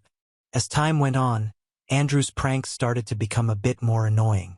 Like, he'd hide my car keys when I was already running late for work, or he'd tell me my mom had called with an emergency when she hadn't called at all. One time, he convinced me that our landlord was selling the building and we had to move out in 2 weeks. I spent days stressing and looking for a new place before he told me it was just a joke. I got pretty mad at him for that one, but he apologized and promised he wouldn't do something like that again. But he didn't really stop. He just found new ways to joke around. Sometimes he'd hide behind doors to scare me when I walked in, or he'd put salt in my coffee instead of sugar. One time he told me my car had been towed when it was just parked on the other side of the parking lot. I'd get annoyed sometimes, but I'd laugh it off because that's just who he is. You know? Plus, he'd always act all hurt if I got too upset about his pranks, saying things like, "I was just trying to make you laugh," or, "You used to have a sense of humor." So eventually I just got used to it, I guess. But what happened a few days ago crossed every possible line, and I'm still trying to process it all. Started off as a totally normal day. I was asleep and Andrew woke me up at around 7 a.m., which was weird because he usually sleeps in on weekends. He was all excited and told me to get up because he was taking me to the spa. I was pretty confused because it wasn't my birthday or our anniversary or anything special, but I wasn't going to turn down a spa day. So, I got ready and we went to this really nice spa downtown, the one I've always wanted to go to, but we could never afford. He paid for everything. I kept asking him what the occasion was and he just kept saying, "Can I just treat my girlfriend sometimes?" I was suspicious, but I figured maybe he got a bonus at work or something that he hadn't told me about yet. After the spa, he told me he had made reservations at this fancy restaurant on the waterfront, the one with the glass ceiling that I've always wanted to try. At this point, I was like, okay, something is definitely up, but he kept insisting it was just a nice day out. The restaurant was amazing, like way fancier than anywhere we'd been before. The waiter brought us champagne that Andrew had apparently pre-ordered. It was also perfect, and I started getting this fluttery feeling in my stomach because, well, it seemed like maybe this was leading to something big. Over dinner, we talked about normal stuff at first. Then Andrew started talking about the house we had been looking at. Nothing serious, just fantasizing about what furniture we'd get and how we'd decorate it. He mentioned something about turning one of the rooms into a nursery someday, which made me blush because we'd never really talked about having kids before. Everything felt so perfect, and for the first time in a while, I felt like maybe we were actually taking steps toward building a future together. After we finished the main course, before dessert came, Andrew got this serious look on his face. He reached across the table and took my hand, looking straight into my eyes. Then he stood up and my heart literally stopped. I think I knew what was about to happen, even though we'd never seriously talked about marriage before. He got down on one knee right there in the middle of the restaurant. People at other tables started noticing and getting quiet.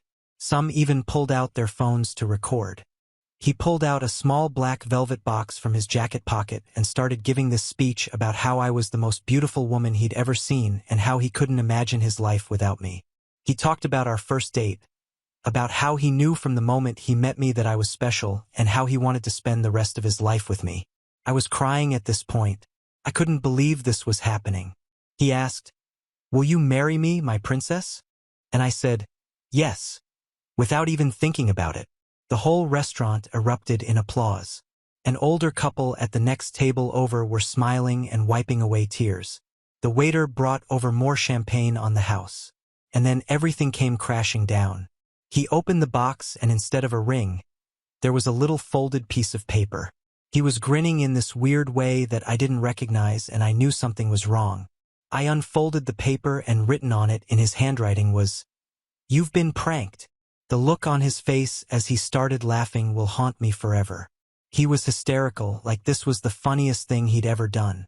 "Baby, this was just a prank," he said, still laughing. "I'm not ready at all to marry you yet.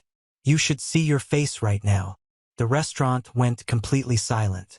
I could feel everyone staring at us. The waiters didn't know what to do.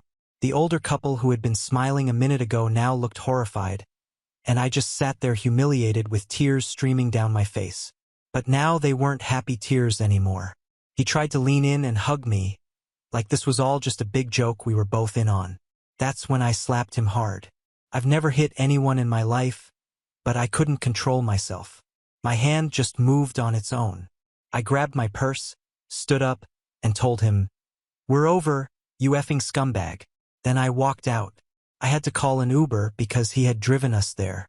The whole ride home, I was sobbing so hard the driver asked if I needed to go to the hospital instead. I told him I was fine, just heartbroken. He was nice enough to wait until I got inside my building before driving away. When I got home, I packed a small bag with essentials. Then I called my friend Lisa and asked if I could stay with her for a few days. She didn't even hesitate, just told me to come over right away. I didn't leave a note for Andrew. I didn't think he deserved one. He's been calling and texting nonstop ever since. At first, the messages were like, "Babe, it was just a joke. Don't overreact and come on. You know, I love you. I just wasn't ready to propose for real yet." But then they got more desperate. "Please come home.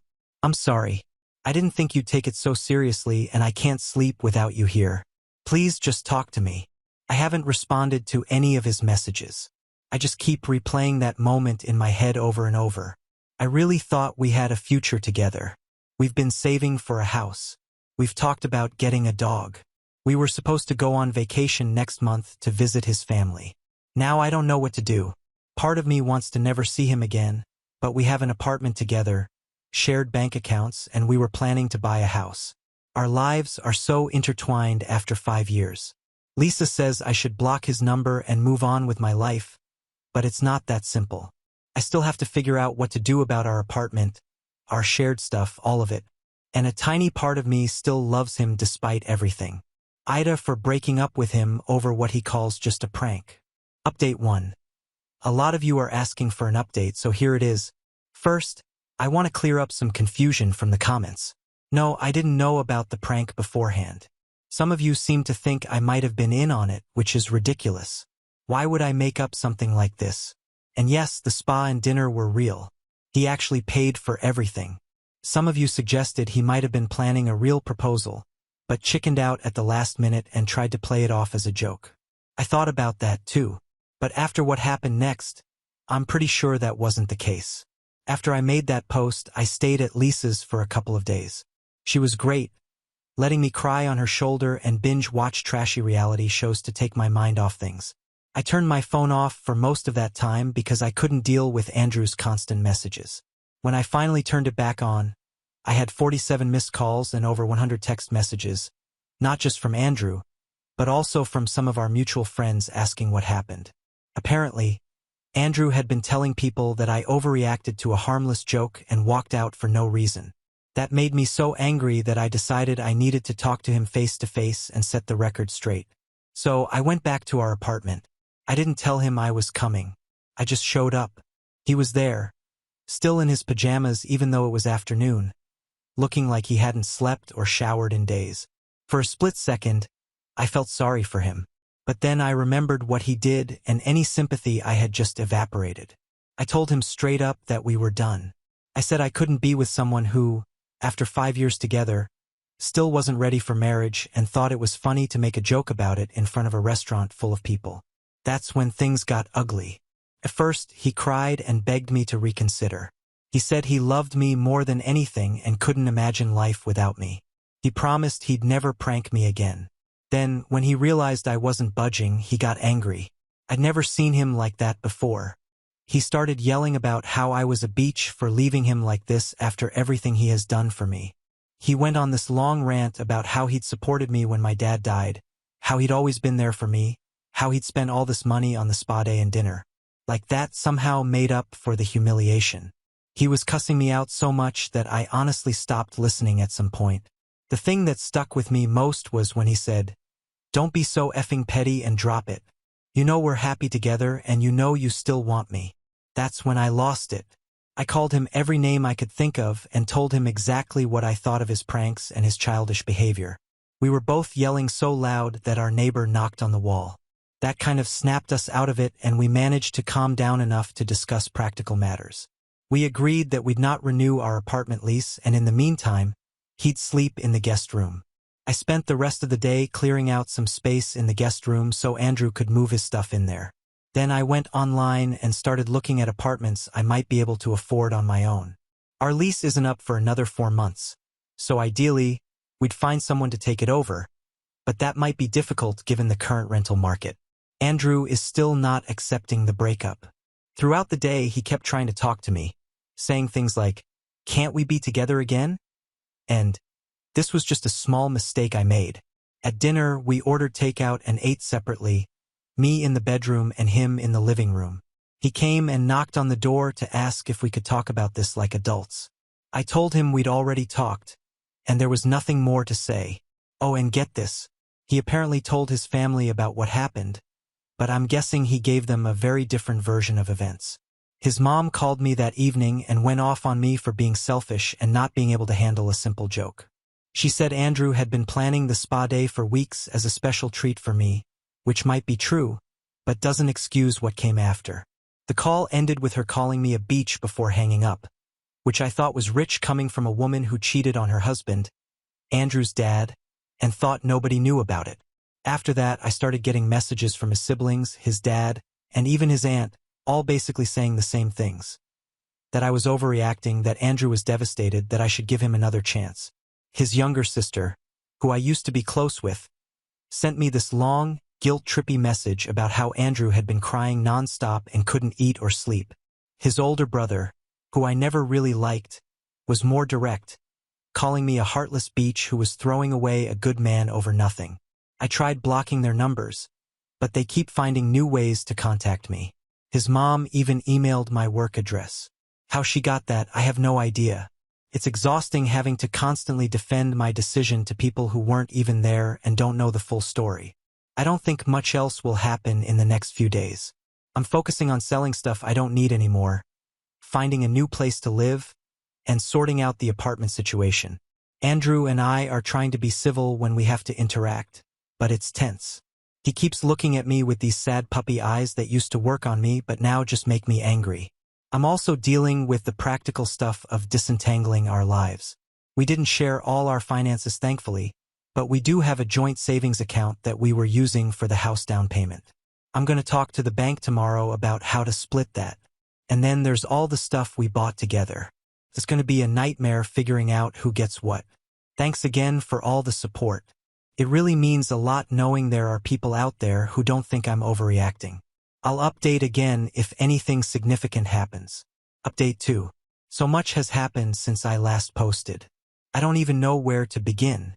I guess I'll start with the living arrangement, which didn't work out at all. The idea of Andrew sleeping in the guest room lasted about a few days before it became unbearable. We kept having these massive fights every evening.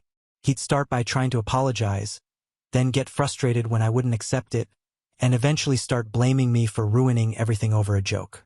The first night was actually okay. We stayed out of each other's way, and I thought maybe we could make it work until we figured out the apartment situation. The second night, he knocked on my bedroom door around midnight, clearly drunk, and tried to get me to just talk to him. I refused to open the door, and he eventually went away. The third night was the worst. He came home from work in a mood, slamming doors and muttering under his breath. When I asked him what his problem was, he exploded, saying I was his problem, that I was being unreasonable, that I was throwing away 5 years over one little mistake. We had a huge argument that ended with him throwing a glass against the wall. Not at me, but still terrifying, and me locking myself in the bedroom and calling Lisa in tears. After that, I knew I couldn't stay there anymore. It wasn't safe, and it definitely wasn't healthy. Lisa offered to let me stay with her until I could find my own place, and I took her up on it. The next day, while Andrew was at work, I packed as much of my stuff as I could fit into my car. Clothes, personal items, some kitchen stuff that was definitely mine, and left. I left him a note explaining where I was going and that I'd be in touch about the apartment. When he got home and found me gone, he went ballistic. He called me nonstop for hours. When I finally answered, he was alternating between crying and yelling, accusing me of abandoning him and stealing things from our apartment. I tried to explain that I only took what was mine, but he wasn't listening. He threatened to report my car as stolen, even though it's in my name only, and to throw the rest of my stuff out on the street if I didn't come back immediately. I ended up calling his brother, the only somewhat reasonable member of his family, and asking him to go check on Andrew because I was worried he might do something stupid. His brother agreed, thankfully, and later texted me to say that Andrew was okay, just upset, and that he'd stay with him for a while. The whole apartment situation is still a mess. The worst thing that's happened since my last update was running into Andrew's mom at the mall. I was just minding my own business, shopping for some clothes since I left a lot of mine behind, when I heard someone shouting my name. I turned around and there she was, storming toward me with this look of absolute fury on her face. She started screaming at me right there in the middle of the mall. People were staring and I have never felt so humiliated in my life. She was yelling things like, "How could you do this to my son?" And, "You're a terrible human being." She said I had ruined Andrew's life and that I would regret throwing away a good man. I didn't even try to defend myself. I just turned and walked away, but I could still hear her yelling as I left. A security guard actually came up and asked if I needed help, which was both nice and mortifying. The messages from Andrew, his friends, and his family haven't stopped. They're getting nastier, too. I've received texts saying things like, "No one would give a flying EF if you died. You are a waste of space and you are such a self-centered slut for leaving your boyfriend over a small joke." I've even gotten a few threatening messages from numbers I don't recognize, saying things like they know where I work and they're watching me. I reported those to the police, but they didn't seem too concerned, saying there wasn't much they could do unless something actually happened. I try to ignore all the messages, but sometimes they really get to me and I break down crying. Lisa has been great, holding me while I cry and reminding me that I did the right thing. She even took my phone away for a whole weekend so I could have a break from all the toxicity. This whole situation has also shown me who my real friends are. Some people I thought were my friends have taken Andrew's side, saying I'm overreacting or that I should have given him another chance. I've been looking for my own apartment, but it's tough finding something I can afford on just my salary. I might have to get a roommate, which isn't ideal, but it's better than staying with Lisa indefinitely, or God forbid going back to Andrew. The whole thing still feels so surreal to me. If you had told me a month ago that I'd be single, living with a friend, and dealing with this kind of harassment, I would never have believed you. Andrew and I had been together for so long that I just assumed we'd always be together. I had built my whole future around that assumption, and now I have to start from scratch. Now on to the next story. Story 7. Dad asked me to sort out my high school tuition as they were facing financial issues, but was secretly using my grandparents' money to buy luxury gifts for my step-siblings. I, 16F, have attended private school all my life. My dad is an IT consultant and he does well for himself, so we could afford it. But recently, I was told by him and my stepmother, Donna, that I needed to switch to public school because they could not afford the expensive tuition for my high school anymore. I do not want to switch schools. All my friends are here. So, I tried to talk them out of it, but they just told me that I either switch or I would have to arrange my own tuition myself. The second one is obviously impossible for me because I'm just 16. Even if I do manage to get a job, it's definitely only going to be part-time, and that's not going to cover anything. So, I was obviously panicking about what to do because it's not like I could go to anybody else for money. I had spoken to my father about it already, but he had made it very clear that if I asked anybody else for money in the family, he would never speak to me again because that would be humiliating. I literally had no other way out of this, and I thought that I would have to drop out of my private school this year and switch to public school. But thanks to my grandparents, that's not happening anymore. A few days back, I found out that my grandparents had actually been writing my father paychecks every month to support me financially, and he had been misusing them to provide a fancy, luxurious lifestyle for his stepkids. For context, my mom passed away when I was 7, but Donna's ex-husband is still well and alive. They are not happy together, though, so she filed for a divorce a couple of years ago, and her children were not happy with her for that. When she started dating my dad and got remarried, her kids became even more distant from her. So, I'm guessing that's why my dad and Donna have been spoiling her 2 kids so they will finally accept them. They are just buying their way into winning over her children, and I don't know who is more shallow in the situation.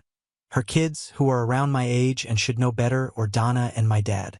And I found out about all of this purely by coincidence. Last week, her kids had come over on Friday to stay for the weekend, and I noticed that on Friday when they arrived, their bags were relatively light and didn't look very stuffed, but by Sunday night after they had packed up to leave the next morning, their bags looked overstuffed. I know it's not right to go snooping through somebody else's belongings, but curiosity got the better of me, and I had been curious about their lifestyle for a very long time anyway. While they were sleeping, I went through their things and I saw that they had packed a bunch of luxury bags and shoes in their duffel bags. And I knew that it had to be for my dad and Donna because how else would they get their hands on stuff like this while staying here? They had been at home the entire time, no guests had come over, so it had to be them. And I was totally shocked because on the one hand, they were telling me that they were facing financial problems, and on the other hand, they were giving such expensive gifts to Donna's kids. It just didn't add up and I knew something was going on. So, the next morning, right before they were about to leave, I confronted Donna's kids about the stuff in their bags. At first, they hesitated to tell me, but then the older brother told me that for the past few years, my dad and Donna have been giving them expensive gifts, and he thinks it's probably to get them to accept my dad into the family and treat him like a father figure. And they do accept their gifts, but they have no intention of accepting my father as their dad too because they already have a dad and they're not interested in playing happy family with another man. The guy thought that he was giving me a lecture about my dad and family values and stuff like that, but I hardly cared about any of it. I just cared about the fact that my dad had lied to me. I had noticed that Donna's kids had a very different lifestyle from mine. They always wore clothes from luxury brands. Literally everything they owned was branded, and they always seemed to have a bunch of cash on them. Before speaking with them, I used to think that it was their father, but as it turns out, it was probably my father. I was furious after speaking to them, so that day itself I went over to my maternal grandparents' place and told them everything. And that's when I found out from them that they had actually been writing checks to my father ever since my mom passed away, but I guess only recently did he start using those checks for anything other than me. They were equally as furious as me, and after discussing it with them, I decided to move in with them for a couple of weeks until all of this had been sorted out. But now I think I'm going to have to stay here indefinitely because my grandparents spoke to my dad. My dad got defensive and I don't know what exactly they spoke about, but it was clear that there was a big fight. And now my dad and Donna are panicking and texting me to get my grandparents to stop because they have been sent a legal notice by my grandparents accusing them of misappropriation of funds. And my grandparents are well within their rights to sue them for it because apparently there had been some sort of contract that had been signed when I was younger. And unfortunately for my dad, it was actually he who had suggested it. The contract says that my grandparents will continue to support me financially and help out my dad until I graduate from college, and that's what they had been doing, but my dad did not hold up his end of the deal. So, it's fair enough that he's being sued. But at the same time, my dad has been texting me telling me that he's planning on starting his own business in a couple of months. He needs to save up money, and he cannot afford to go after a lawyer and fight with my grandparents at the moment over something so petty. So, I need to do something to call it off. And I can tell that he's really panic-stricken about it. He's been requesting me to do something and has been telling me to come back so we can talk it out, but I really don't feel like doing it because it all just seems very unfair to me. So, AITA for setting my grandparents after my father? Update 1. Hey! Thank you everyone for all the comments and support. Things have been very difficult for me emotionally recently, so I really needed that. The situation in my family is at an all-time low, and I feel very responsible for it, but honestly, I know that I'm doing the right thing and that's what matters. My paternal grandparents called me up a couple of days ago, told me that I was ungrateful, said that I was being bratty and selfish and then blocked me everywhere, so make of that what you will. And I know that my dad's side of the family all think this way. They think that I'm being selfish and entitled.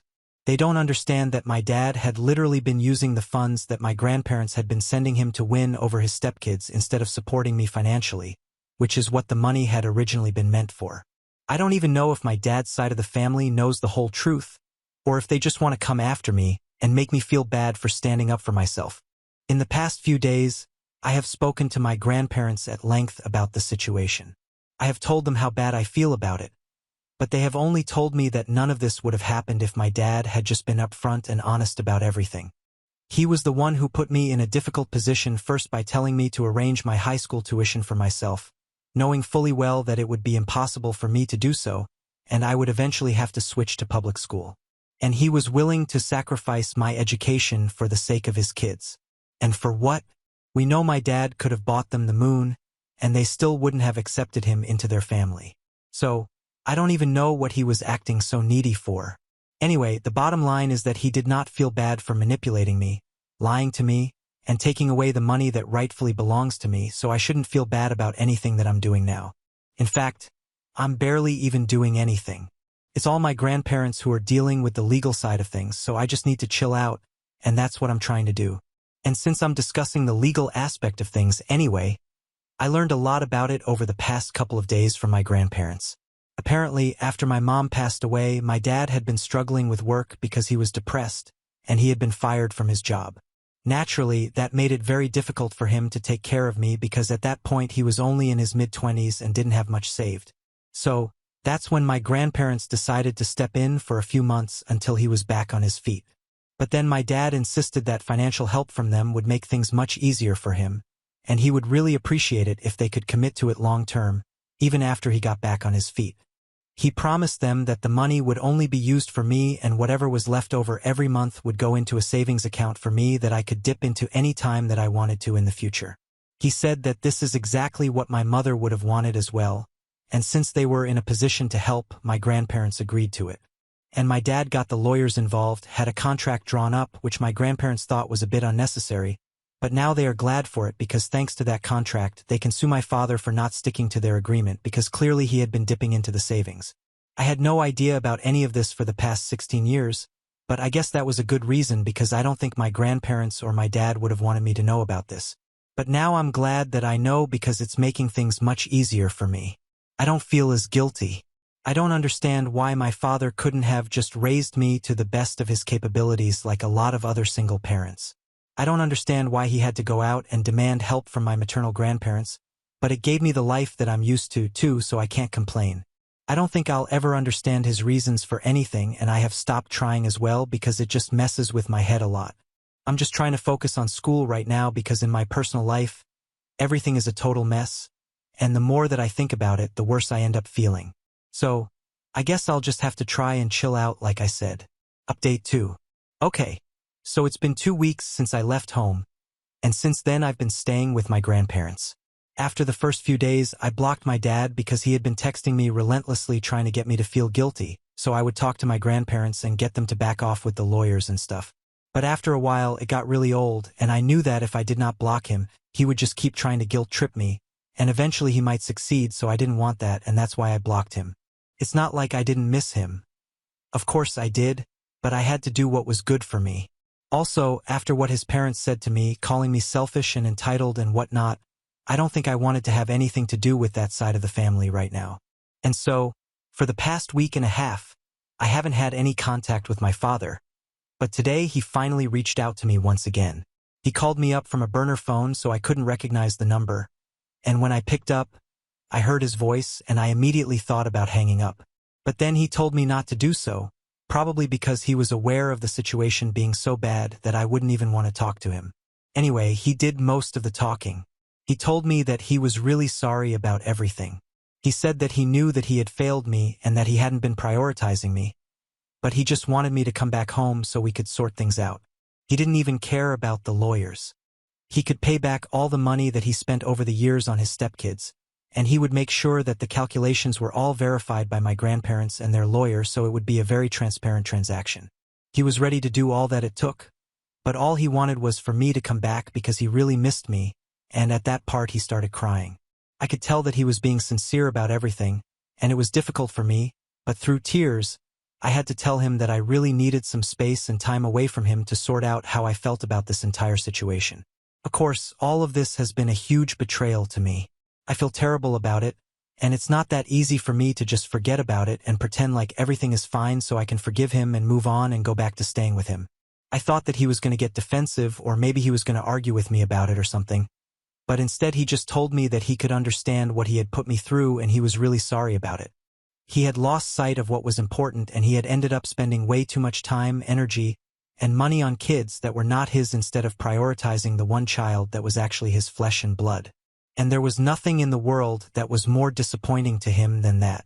So, instead of fighting with me on that, he actually validated my decision and said that if he had been in my place, he would probably feel the same way and he understands and respects my need to stay away from him at the moment. That was sad, but before he was about to hang up, I told him that the one thing that he could do for me was come to a settlement with my grandparents because, like he had said, He was willing to return all the money and have a very transparent transaction process verified by the lawyer and stuff. That would put an end to all of this, and I think that's what I really wanted. For things to be sorted out in my family. So, this was something that he could do for me, and I asked him once again. I thought he was going to decline, but he told me that he had been planning on coming to a settlement anyway because he knew that he was wrong and he didn't want to waste more money on a lawyer fighting a lawsuit where he knew he had messed up anymore. And that was good news, but until he actually makes a move to back off, I'm not going to tell anybody anything because I don't want to get ahead of myself. However, after that conversation, I did unblock my father. I don't know how to feel about the situation at the moment, but the truth is that I really do miss him. He is the only parent I have left, and I know that he has messed up in the past few years, but before that, he used to be the most amazing father, and even in the past few years, apart from the whole financial situation, he has been there for me emotionally at all times. I know it sounds ridiculous, but currently, I'm actually really confused about what to do regarding the situation with my father because I know that most people would say that I shouldn't forgive him and that I should never talk to him again and stuff, but then again, that's not how I feel. I have thought about it and I really do want my father in my life, but I'm not sure if forgiving him right now is the right thing to do. Especially after that phone call. I'm just even more of a mess than I was before. Update 3. Hey, so it's been a few days since I posted last, and since then, there have been a lot of opinions in the comments section. A lot of opinions regarding whether I should forgive my father, whether I should reconnect with him, or whatever.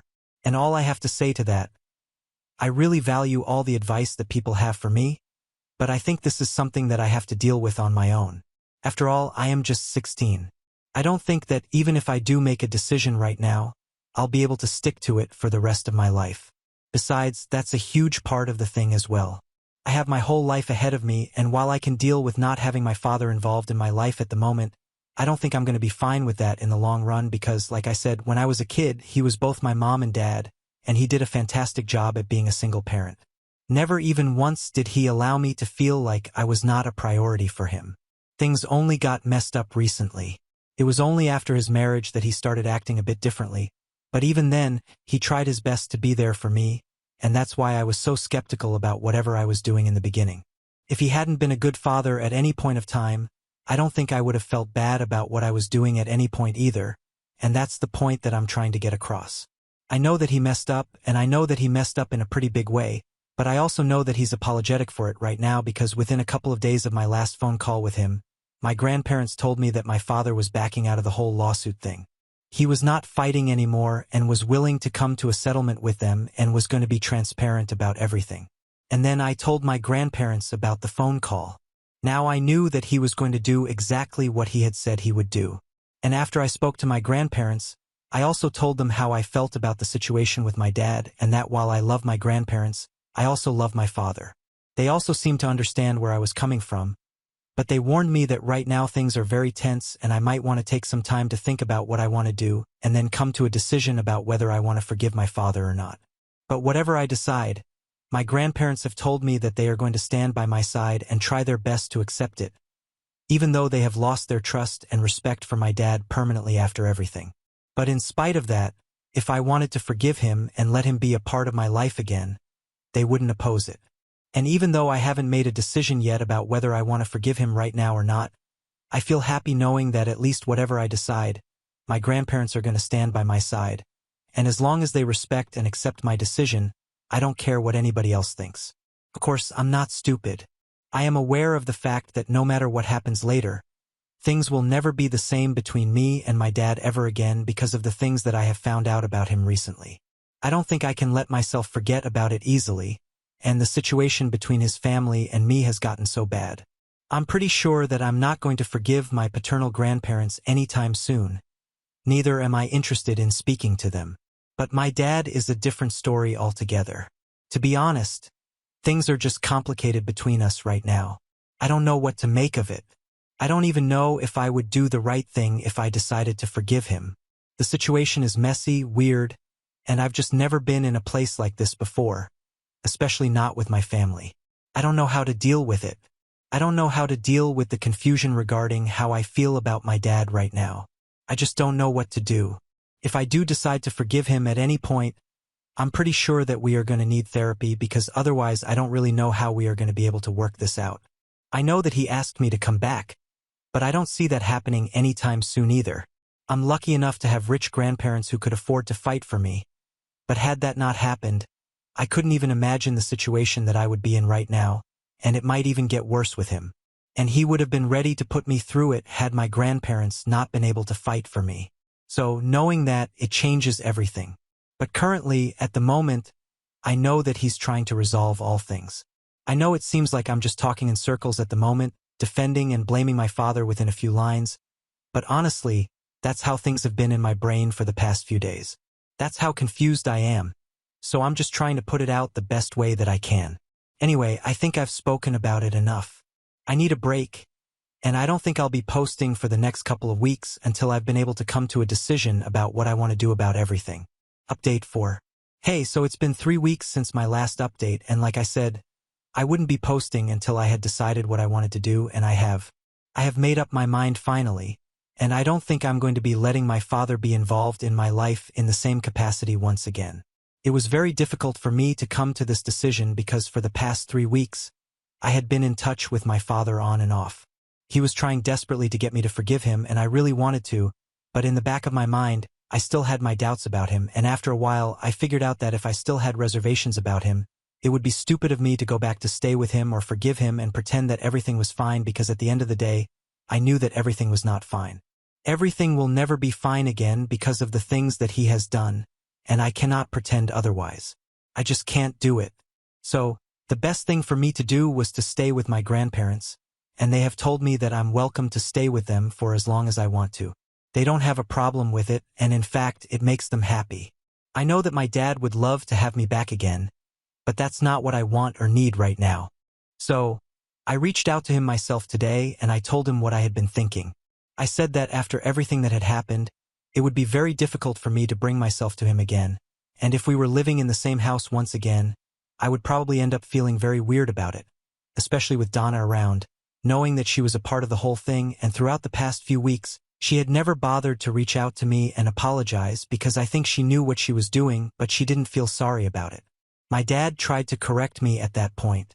He tried to tell me that she did feel bad and had thought about contacting me, but then decided against it because that would probably make things worse.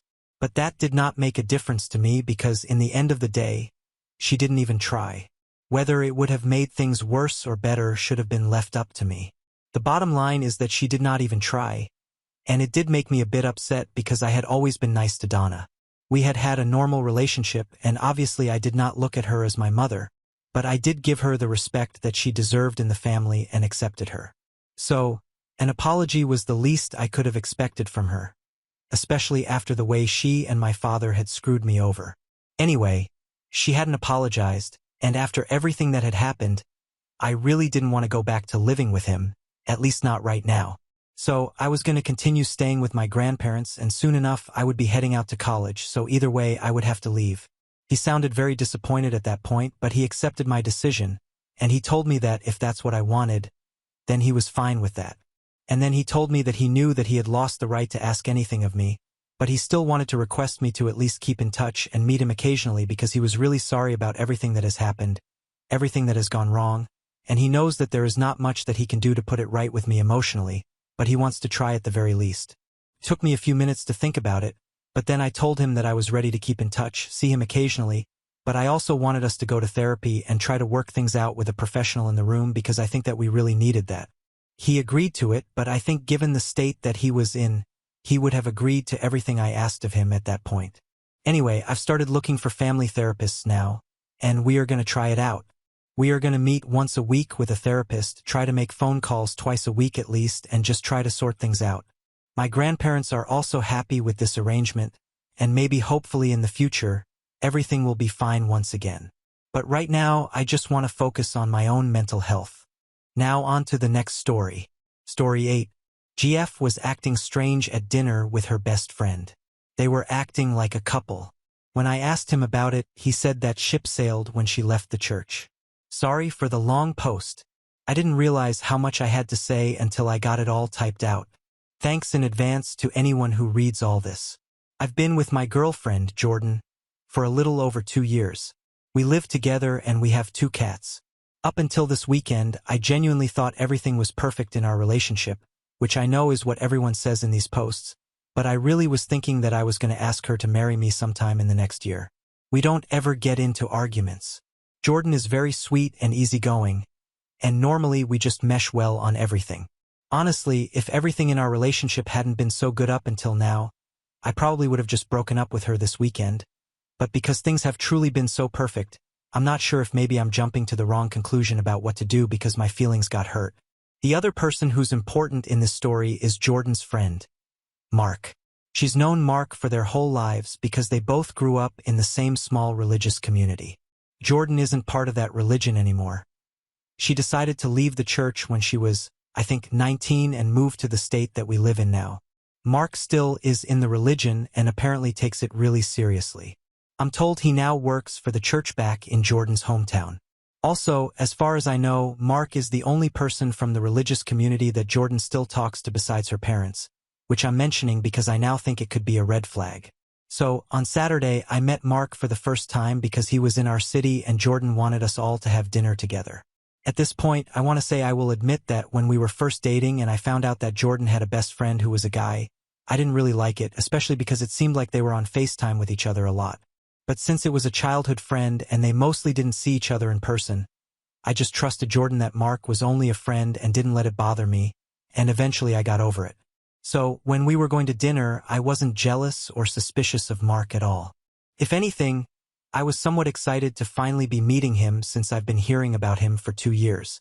But then, the way Jordan and Mark acted at dinner is what convinced me that there's something going on there other than just being best friends. I honestly don't even know how to describe it except to say that I've never seen two people act more obviously like they were in love with each other. They literally would not stop touching each other. They were constantly touching each other's arms and shoulders, and at some points they were actually even holding hands.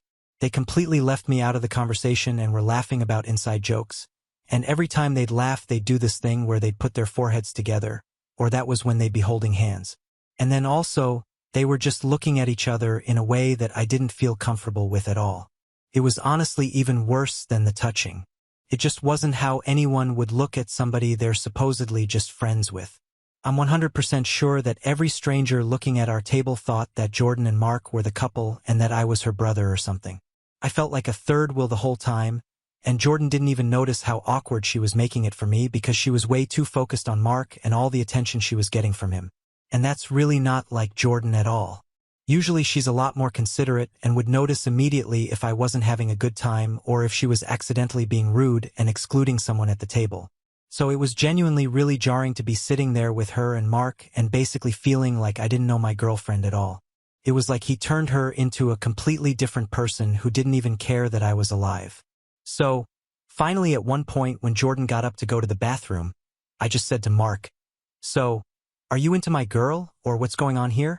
Mark: "Nothing's going on at all. That ship sailed a long time ago." Me: "What does that mean? Did you guys date at some point?" Mark: "No, we never did. And then, when she left the church, we both knew it meant that we were never going to. And we've accepted being in each other's lives as friends. There's nothing else going on at all." Me: "That makes it sound like the only reason you're not together is because she left the church and all." Mark did was shrug. Me: "Well, what if she came back to the church? Would you marry her?" Mark: "Oh, she's not going to do that. You might as well ask what would happen if a bicycle had 6 tires. And so then, when Jordan came back to the table, Mark said to her, "OP wants to know if we'd be married if you weren't a godless heathen." Jordan: "Why did you two call your mom while I was gone?" And then she and Mark both just laughed about it and changed the subject. So, because of dinner and the conversation and everything else that I've written about in this post, I really feel like Jordan and Mark are in love with each other and not just best friends like they say, and the only reason they aren't together is because they can't compromise about their religion. I think Jordan thinks that because she's okay with that decision, she expects me to be okay with being her second choice, and in the meantime she's actually secretly wanting to be with Mark. So, that makes me think that I should probably obviously just have self-respect and break up with her because I shouldn't be in a relationship with someone who would rather be with somebody else. But then the problem for me is that our relationship has been so perfect and Jordan has always treated me so well. Except for this one night. The only time she's ever acted like this was on the one occasion that Mark was around in person. Normally, even when she's talking to him all the time, she's never made me feel this way. So, on the one hand, I'm wondering if maybe it doesn't matter what Jordan's feelings are for Mark as long as he isn't going to be around. It doesn't actually seem to affect our relationship. So maybe I just need to cool off and go back to trusting her that they are indeed only friends, even if it seems to be true that they have complicated feelings for each other. Or should I just end things? Update 1. I talked to Jordan on Wednesday night. The TLDR update to the situation is that I didn't break up with her. After we talked about everything, I feel like that would be too much of an overreaction for what's actually going on. I do still think I was right to be upset about what I saw happening at dinner on Saturday, and Jordan didn't disagree with me about that, but I think I did jump to the wrong conclusion that it meant that she secretly actually wanted to be with Mark more than she wants to be with me. Now that we've talked it out, I don't think there's a reason to end what's otherwise the best relationship I've ever had, and I'm glad that I didn't just immediately trust my instincts, because there was more going on with the situation that I didn't really understand that Jordan has since told me. And now I do feel like she can be given some grace in this situation, assuming nothing like this ever happens again. So, thanks for the advice, especially for everyone who told me to just talk to her before I made a big decision. So, when we talked, I decided to take the main piece of advice that I got from everyone and start by telling Jordan that my feelings were hurt by the way she treated me at dinner with Mark and then see how the conversation went from there. Turned into a very long talk, so I don't want to try to remember exact quotes and get them wrong. But here are the important things. I repeated to Jordan some of what I wrote in the post and said that I felt excluded by her and Mark, especially because they were being overly touchy-feely with each other to the point where it made me uncomfortable. Jordan seemed surprised, like she didn't even notice that she and Mark were touching each other that much. But then she thought about it and said that I was right and apologized. She said that Mark is always really touchy with everybody and not just her. I asked, and so she didn't even think about it, but that she wished I would have said something at the time because she didn't realize they were being that obnoxious. I said that was part of what bothered me because I thought that normally she would have noticed something like that, but she was acting so different around Mark and not paying any attention to anything else, including how I was feeling, that it was honestly just made me question which one of us she cared about more or if she cared about him as more than just a friend. Jordan apologized more and said that she could understand why it would look that way to me, but that she loves me and cares more about me than anyone else in the world and that she didn't mean to act like that or make me feel that way. She said that she was trying to not make Mark feel like a third wheel because of being a single guy out with a couple, but obviously it backfired and just made me feel like the third wheel instead, which wasn't what she wanted to do either. After that, Jordan explained a lot to me about her history with Mark, and basically as she explained it, she said that she fully admits she cares about him as more than just a normal friend, but she says that it's not in a romantic way. She said that's why she always specifically refers to him as her best friend and not just as her friend, and said that she would use the phrase "he's like my brother" if it weren't for the fact that she once had an actual brother, R.I.P. So she won't use that phrasing for anyone else. According to Jordan, the main thing that happened to make her and Mark so close was that when she was 17 she tried to kill herself, and that was actually when everyone else in the community stopped talking to her and Mark was the only person who didn't. For the next couple of years, until she moved, he was literally her only friend, and she said that he checked on her every single day to make sure she stayed alive, which is also when they got into the habit of talking on the phone so much. And also apparently, during this time, Mark's parents thought they were dating and made a big deal about how they shouldn't be, and that's why she made that remark during dinner. Apparently, calling Jordan a godless heathen is something that Mark's mom said. I did tell Jordan that Mark basically said to me that he thought the two of them would be married if she had stayed in the church, and I asked her if she thinks that maybe Mark is in love with her even if she doesn't feel the same way. She said definitely not, and I don't think she was being dishonest. I really don't agree with her, but I think she genuinely believes that Mark isn't into her in any way apart from friendship.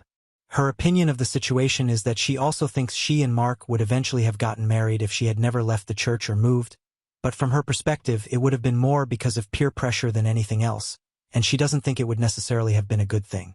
She thinks Mark was just being honest about that and that possibly from his perspective he thinks he and Jordan would have made a good couple, but he's probably thinking that because he's just assuming that in that scenario she'd be the perfect church wife, so there's no reason why they wouldn't be a good couple. But then the big thing that happened at the end of the conversation is that Jordan told me that Mark is coming back through our city on his way home from this trip, and so she was going to invite him to hang out with the two of us again, but she said that if I'm going to be uncomfortable with him around then she won't ask him. A lot of people were saying that if she didn't offer to cut contact with him or to cut down on contact with him, it meant that she valued him over me. So the fact that she brought up on her own that she wouldn't invite him to dinner with us again because I didn't like it seemed like a really good sign to me. Based on everything else that she said, I do understand why she didn't offer to totally stop being friends with him, and I wouldn't expect her to after what she told me about what happened when she was a teenager. So now I'm deciding to take Jordan's word for it that although she and Mark are weirdly close, it's for the reasons that she explained to me and not because she's in love with him. I think the fact that she was immediately apologetic instead of defensive was good, and the way she explained everything did make sense to me. I don't necessarily trust Mark, but I do think I can trust her. But I'm going to watch and see if it seems like she's still talking to him as much as she used to or if anything changes or sounds different. I'm not going to be controlling and tell her that she can't talk to him or that she has to talk to him less, but I want to see if me talking to her about all of this causes her to act any differently at all. I'm kind of thinking she might realize on her own that the way Mark acts towards her actually does seem like he likes her as more than a friend now that I've brought it up, but I don't know. Could be that things just go back to exactly the way they were before, and I won't know if anything has actually changed until the next time Mark is around in person, but I don't think that's something I should keep worrying about before it happens. Now on to the next story. Story 9. Coworker hugged me and called me her work husband. When I rejected her, she got the new girl fired using fake messages, and now she's telling my wife stories about me being in her hotel. I 34M, work in a small office and we have about 30 people working here. Mary, 35F, is one of my coworkers. We have been working together for 6 years now. We have 6 people in our department, and we have to frequently travel across the state as our work involves overseeing government projects. We always travel in a group of 2, although my travel partner changes based on the project. Mary and I are generally put on similar projects and enjoy each other's company. My wife also likes Mary. Overall, we have a very healthy work relationship. On to the incident. Yesterday we had a happy hour in our office, and we were all drinking after work hours and chatting. It was a group of around 10 people that stayed back. Mary was blabbering about how we both have been traveling together so much in the last year. She was roasting me for my habits while traveling, like always forgetting stuff in my hotel room, being sweaty and stinky when I join her for breakfast in mornings because I go to the hotel gym. Everyone was laughing, and she was making it sound how unbearable I was to tag along, all in good fun. I also told some funny and sweet stories about her and agreed with her, saying that I can be difficult to be with sometimes. Mary came to me and hugged me tightly and told me that she loves me, and I am her work husband. It was all innocent on the surface, but she might have been a bit drunk and just didn't let go of her tight hug. Also, I hate that phrase as I do have a wife that I promise to be with forever, and not just in non-working hours. After a few seconds, I started becoming uncomfortable and also saw a few people staring at us. So to diffuse the situation, I took her hands off my shoulder and told her she was my work sister, and that is why I love to annoy her so much. That seemed to have upset Mary, and she left and went back to her desk and was sobbing silently. I tried to apologize to her, but she told me how embarrassing the whole situation was. She said that she just meant work husband in a platonic way, but me calling her work sister made her sound like a creep in front of the whole office. She was also angry that I aggressively removed her hands from my shoulders while hugging. I tried to reason with her that I do not like the work husband phrase, and also people gave dirty looks when she said it, so I was just trying to make sure people do not take her words in the wrong way. We talked for a few minutes afterwards and Mary calmed down. She hugged me again and left. I felt really guilty afterwards because I can see Mary's point. I made her sound like a creep by implying that she meant something inappropriate when she called me her work husband. However, I was a bit uncomfortable in that situation and just did not want people to call us that or assume something wrong. Am I the odd one for calling Mary my work sister? I am sitting in my office writing this and a bit worried if I embarrassed Mary in front of everyone. Update 1. A lot of you are asking for an update, so I'm writing it here. Thanks everyone for your comments and giving me confidence that I did not do anything wrong or inappropriate. As I was sitting in the office the next day, I knew things would be a bit awkward between Mary and me. Mary ignored me the whole morning. Initially, I was planning to go and apologize to her, but after the post, I decided that I do not need to do that, as I should be the one who was offended.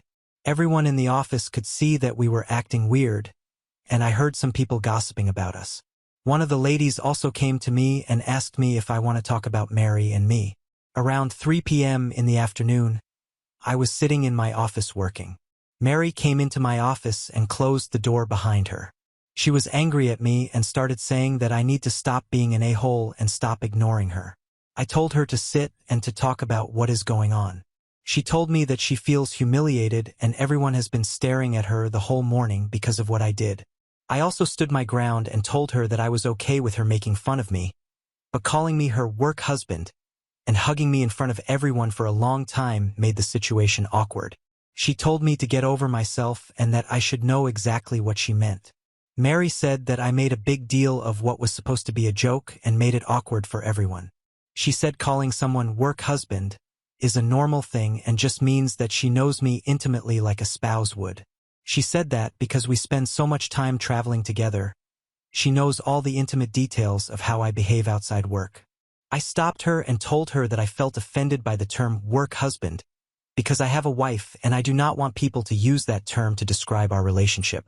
I told her that she would not understand as she is single, but as a married man, I really do not want anyone to describe me as a husband in any capacity. She said that I am again misinterpreting what she was saying. She felt that as we have known each other more time than I have been married, she knows me more intimately than even my wife. I have no idea why she feels that way. She went on about how we go out to dinners together after work, how I always insist on having breakfast together in the morning to plan our actions of the day, and how I walk around in my underwear, referring to my gym shorts, around her in mornings. She also talked about how we spend hours talking to each other during road trips and how I am the only man she can trust with any secret in her life. She said that I am the definition of work husband, and I am just in denial. I was a bit angry at this point. I told her that I do all that because I consider her my friend, and she is delusional if she feels she knows me more intimately than my wife. I told her I do not want to hear the term again, and it is extremely disrespectful to my marriage. Only one woman gets to call me her husband, and that is my wife.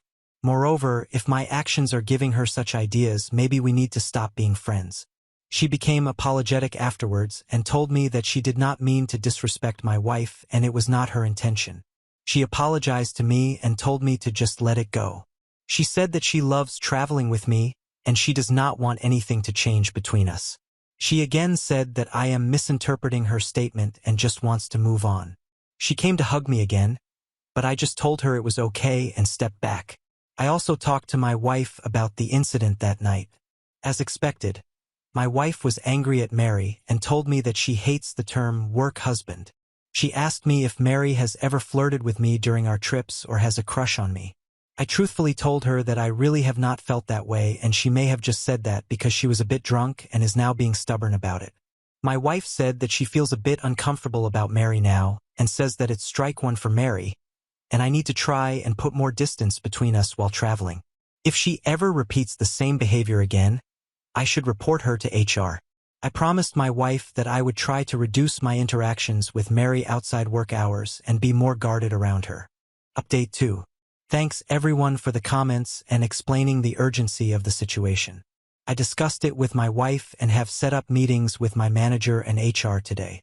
I plan to not file a complaint but document what happened last week and why it made me uncomfortable. I do not have any upcoming travels this week due to holidays, but have to travel next Tuesday with her to a work site. I will discuss with my manager on what my options are. However, I feel a little distance between Mary and me for some time would be the right solution for now. Update 3. September 3rd, 2024. I wrote a while ago regarding my coworker friend Mary being upset with me for calling her my work sister when she called me her work husband in front of everyone. I'm sorry to leave everyone hanging, but the next few weeks were busy and the issue was eventually resolved. Thanks to everyone for the comments. They really helped me when I talked to my manager about the situation. However, the last week has been crazy, so I wanted to get some opinions on what I should do next. After my last post, my wife and I were no longer comfortable with Mary's behavior. Although a part of me thought I was overreacting and that it was just part of Mary's personality, I felt the need to protect myself. I requested a meeting with my manager and HR to document my side of the story. I wrote down everything and told them about the incident at the party, as well as Mary coming into my office and the comments she made. I made it clear that while I did not want them to take action against her, I wanted to emphasize that her behavior made me uncomfortable, especially her comments about knowing me better than my wife and remarks about my shorts. My manager had already heard about the incident at the happy hour as everyone in the office was talking about it. He told me he would try to shake up the travel schedule to minimize our travel together. The issue was that only 4 people in our company generally work on off-site audits, and the other 2 coworkers did not want to split up because they claimed they worked well together. As a result, I continued traveling with Mary for the next couple of weeks, but it was awkward and I kept my distance. My manager then called Mary and me to his office and informed us that he was planning to train a new auditor, Carolina, 26F, and set up a schedule where she would travel with me for 1 week and then with Mary the following week. We were asked to train her. I liked this arrangement because it meant I no longer had to travel with Mary. Carolina turned out to be a great travel buddy, and I made sure not to get too comfortable with her. I always dressed professionally when we went for breakfasts, avoided late-night drinks, and maintained healthy boundaries. Things were great until last week. Last Tuesday, I could feel everyone staring at me when I entered the office, and I was immediately called to a meeting with my manager and HR. HR asked if I had anything to report regarding Carolina and if she had made any advances toward me during our work trips. I told them no, that Carolina had been very professional the entire time. I asked why I was being interrogated, and they told me they couldn't disclose any further details, but that Carolina was being investigated by HR for inappropriate conduct. I left the meeting, and Mary came to my office asking what had happened. She mentioned that she was also told Carolina would no longer be traveling with us and that we were asked to travel together again. I told her I had no idea what was going on. I messaged Carolina to see if she was okay and if she needed to talk. She asked if she could come to my office and I agreed. Carolina explained that someone anonymously sent messages to her boyfriend, posing as someone from the office, over the weekend. The message included screenshots of Carolina sending some inappropriate pictures she had taken in her hotel rooms during our travels and flirtatious messages. This person claimed to her boyfriend that Carolina was trying to cheat with him at work and he was just trying to warn them. Her boyfriend went crazy after seeing the pictures, ghosted her, and then sent the messages to HR as revenge. Carolina was in tears, telling me that she had only taken those pictures for her boyfriend and had no idea how they got leaked or how those messages even existed. Her boyfriend was furious because he also received the exact pictures from Carolina and knew they weren't fake. I consoled Carolina, but she's in deep trouble as our workplace takes such things very seriously because we work on government contracts, and I'm sure everyone suspects I am the anonymous messenger. I was told that the matter would be investigated and Mary and I would be working together on the project again. My manager said there was nothing he could do and also mentioned that they might go through my emails and messages on my company phone as part of the investigation into Carolina. Mary seems very happy about the whole situation and keeps talking about how excited she is to revisit the restaurants and bars we used to frequent during off-site trips. She also keeps referring to Carolina as that pervert. The whole thing is just crazy. My wife, of course, believes that I would never do anything inappropriate with Carolina and that I wasn't the anonymous messenger. However, her conspiracy theory is that Mary, who was also traveling with Carolina, may have unlocked her phone and accessed the photos. It feels far-fetched, but the fact is I'm not thrilled about traveling with Mary again. I don't think I have any other recourse to get off this project except leaving the job, which isn't possible at this time. I know many of you work in HR, and I would appreciate any advice on what I can do next. Update 4. December 17, 2024. I wrote a post 6 months ago regarding calling my coworker Mary work sister and upsetting her in the process. Things got really weird afterwards, and I was paired with another coworker, Carolina, for work trips. Someone anonymously tipped Carolina's boyfriend that Carolina was engaged in messaging explicit pictures to her coworker, and he in turn reported her to our HR as revenge before breaking off with her.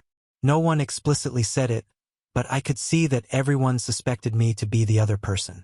After that, Mary and I were again asked to travel together, despite my reservations, mostly because others did not want to travel with me. I am sorry I did not write an update because nothing noteworthy happened until last Friday, and my wife, Brooke, and I have been arguing ever since about what to do next. I have been applying for similar positions in the last few months, but it is hard to find a similar job in this market. Brooke has expressed her reservations on me traveling with Mary, but also understands that I would stop traveling with her if I could. We have bills and a mortgage, and I cannot just leave my job. Just like most commenters on previous posts, she believes that Mary framed Carolina.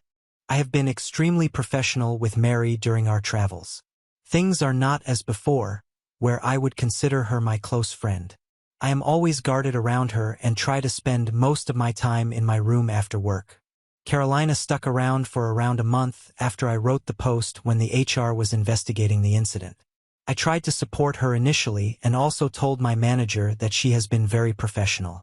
However, rumors started spreading around that I'm going above and beyond to save her job, and she spent a lot of time in my office talking to me alone.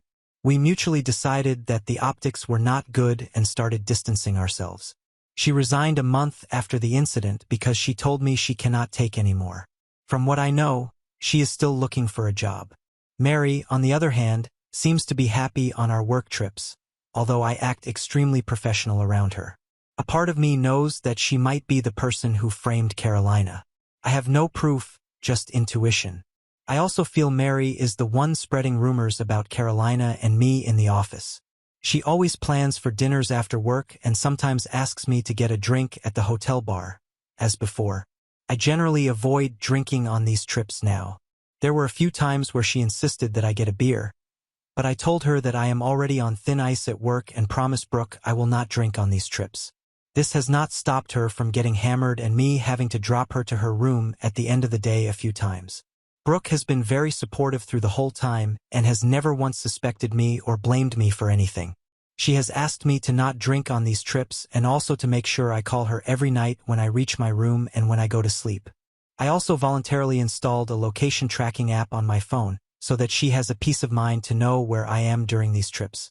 On to the incident from last Friday. We had a Christmas party last Friday at our office. Brooke joined me and the party was great. Mary asked me for a dance, but I declined, and Mary did not look thrilled about it.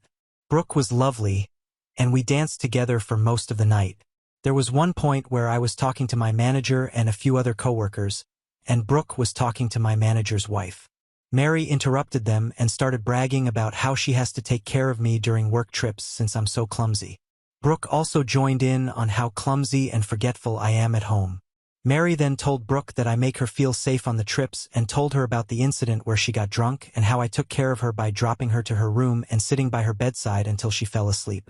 Mary insisted that I am a gentleman and nothing happened, but how I also show care for her. Brooke knew about the incidents when I dropped her to her room. However, at no time did I enter Mary's room. Brooke did not say anything at that time, but when we got home, this turned into a huge argument. I told Brooke that I did not enter her room and just led her to her room and immediately called her and told her about the incident. I even showed her the text conversation where I messaged Brooke after leaving the restaurant and when I got to the room, along with timestamps. After Brooke calmed down, she told me that she believes me, but it's crazy how fluently Mary lied to her in front of my manager's wife. She told me that Mary is just trying to plant a seed of doubt in her head, and she cannot pretend anymore that she is okay with Mary. She told me that Mary ruined Carolina's career, and if she does not get her way, she might do the same to me. Brooke has asked me if I can draw a red line on traveling with Mary, and if my manager does not accept, I should just resign. I feel Brooke is right and nothing is more important to me than her. However, it feels so shitty to be in this situation where all my hard work to reach this point in my career will be ruined. I do not know what to do next. I am really hoping to get advice and ideas on what I can do here.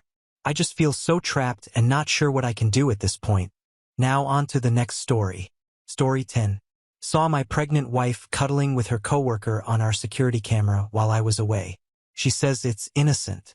My wife, 38F, and I, 39M, have been together for 12 years. I don't know how to describe it other than calling it the perfect relationship. I think in 12 years we've only ever gotten to the point of really raising our voices at one another maybe 2 or 3 times. We do everything together, but always have never had issues allowing each other to lead our own lives and follow our own interests. We bought a house where we wanted. We both have good, high-paying jobs that have great work-life balance. Basically, it's been everything short of perfect. We've been trying for 2 years to get pregnant, and it hadn't been happening. We were just about to start the fertility stuff when I came home from a work trip, and guess what? She's pregnant. I had this weird instant thought of, wait, I thought we didn't try during the week last month because of the fertility testing. But I couldn't remember exactly because, to be honest, we were busy at it, so I just assumed I misremembered. Now, I travel around the country pretty regularly for work. Other than COVID, I've been on the road as much as 40 weeks a year sometimes. Since COVID, it's been less, but still more than a week a month. Over the last 4 to 5 years, my wife has gotten very friendly with a guy she works with. Let's call him Matt. Matt is slightly younger, I think 34M or so. I know him, he's married, I know his wife. They've worked together for I think 7 years or so. He's always been around. Him and I have been friendly. Have I ever thought something was happening? No. But I've always thought you'd be a fool to not think there's even a 1% chance your spouse would go outside the relationship. Maybe I'm naive, but I've always seen it as a safeguard to not take my wife or any other partner in the past for granted.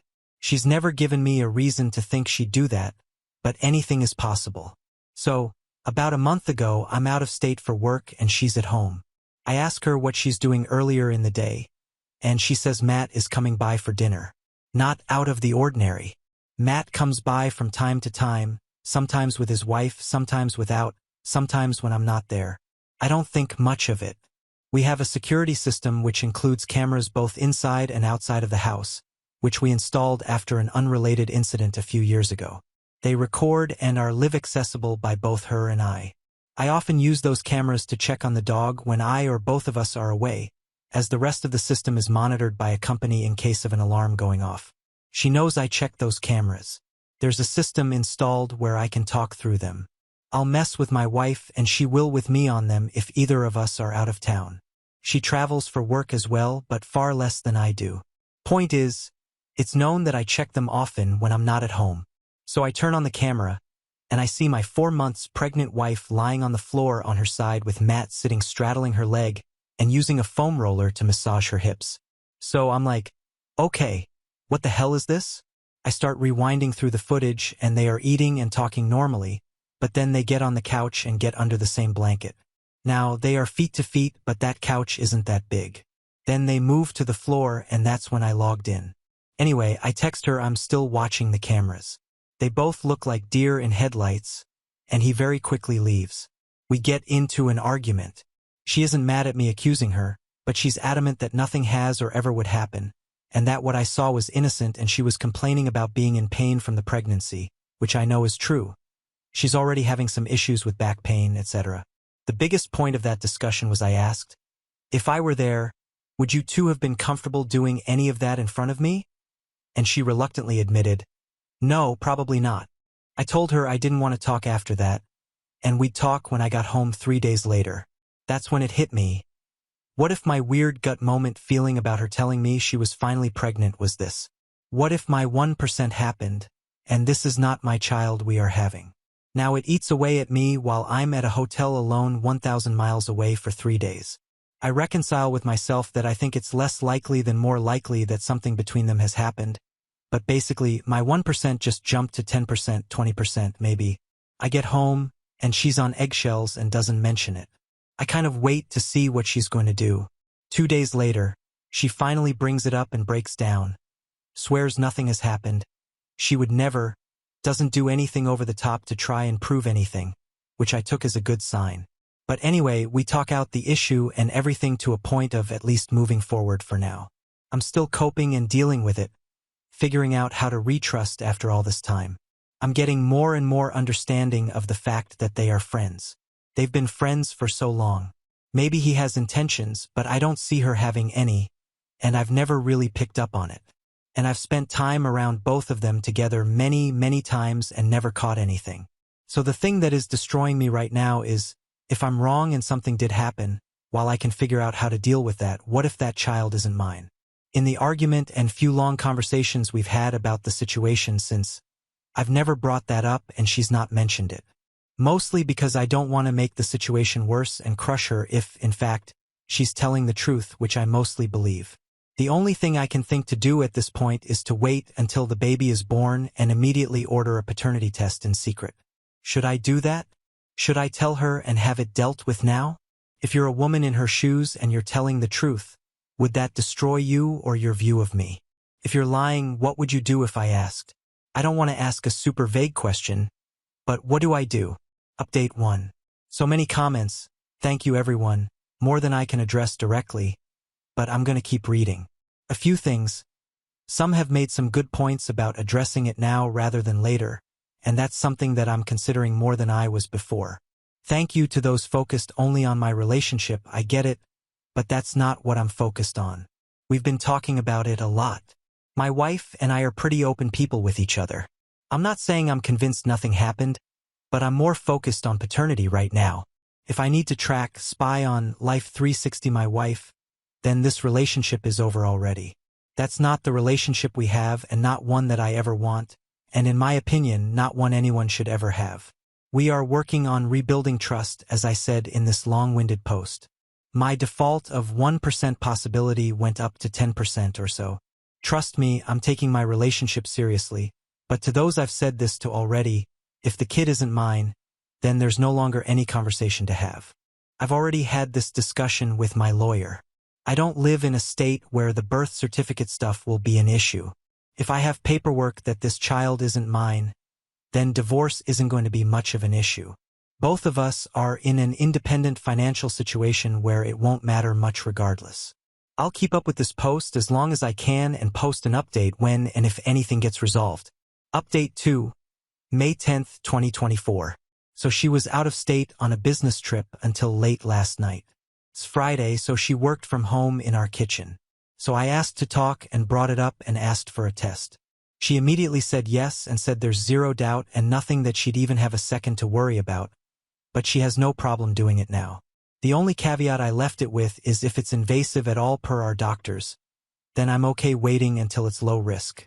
I'm not a doctor, no clue what they'd have to do it now, so not sure when we are, but she's aware and we are getting one. It was a decent and longer conversation. We are currently sitting together getting lunch. She's got no clue I did this on here, hence the new account, because she is on here somewhere. Thank you everyone for your help and opinions. A bunch of you made me realize that we are already really open about everything, and if nothing happened, then she wouldn't worry about getting one. I was more worried about her health and adding some insane level of stress if it was an issue, as she's an at-risk pregnancy and it took so long for us to get pregnant. So again, thank you all for the help. I suppose I can update if it's mine or not, but I'm not sure how long that will be. I'm 90 to 95% sure it is mine, but this will help us continue this conversation. Thank you. Update 3. Just because it seems to be more of a topic on this post versus the other one for some reason. Yes, I have the footage. No, I haven't talked to Matt yet. He's told her he wants to talk about it, but I've told them to wait on that. My relationship with my wife and the paternity is what's important right now. I will eventually talk with Matt. No, I'm not going to get Matt's wife involved intentionally.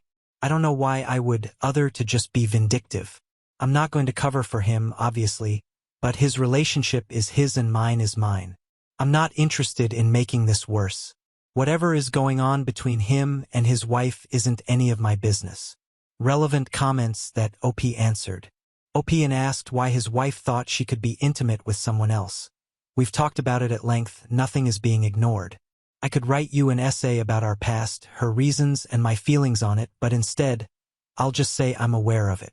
She's claiming innocence of anything further, but at the same time, admitting that it wasn't a good look, but she wasn't thinking about it at the time, and that's what we are currently working through. When told it doesn't look innocent and asked if his wife goes to Matt's house when his wife isn't home. She's 4 months. I was home and we had been on the clock to the point of the day blending together. Trust me, we are pretty open people and pretty comfortable with ourselves and each other. I don't know if she's been to his house without his wife. I mean, the 3 and 4 of us all hang out probably once or twice a month, but they work directly together every day and have for years, so obviously there's a closeness there. They are both upper management in their company. And at my company, I have long-term friends that are women. I've traveled with them.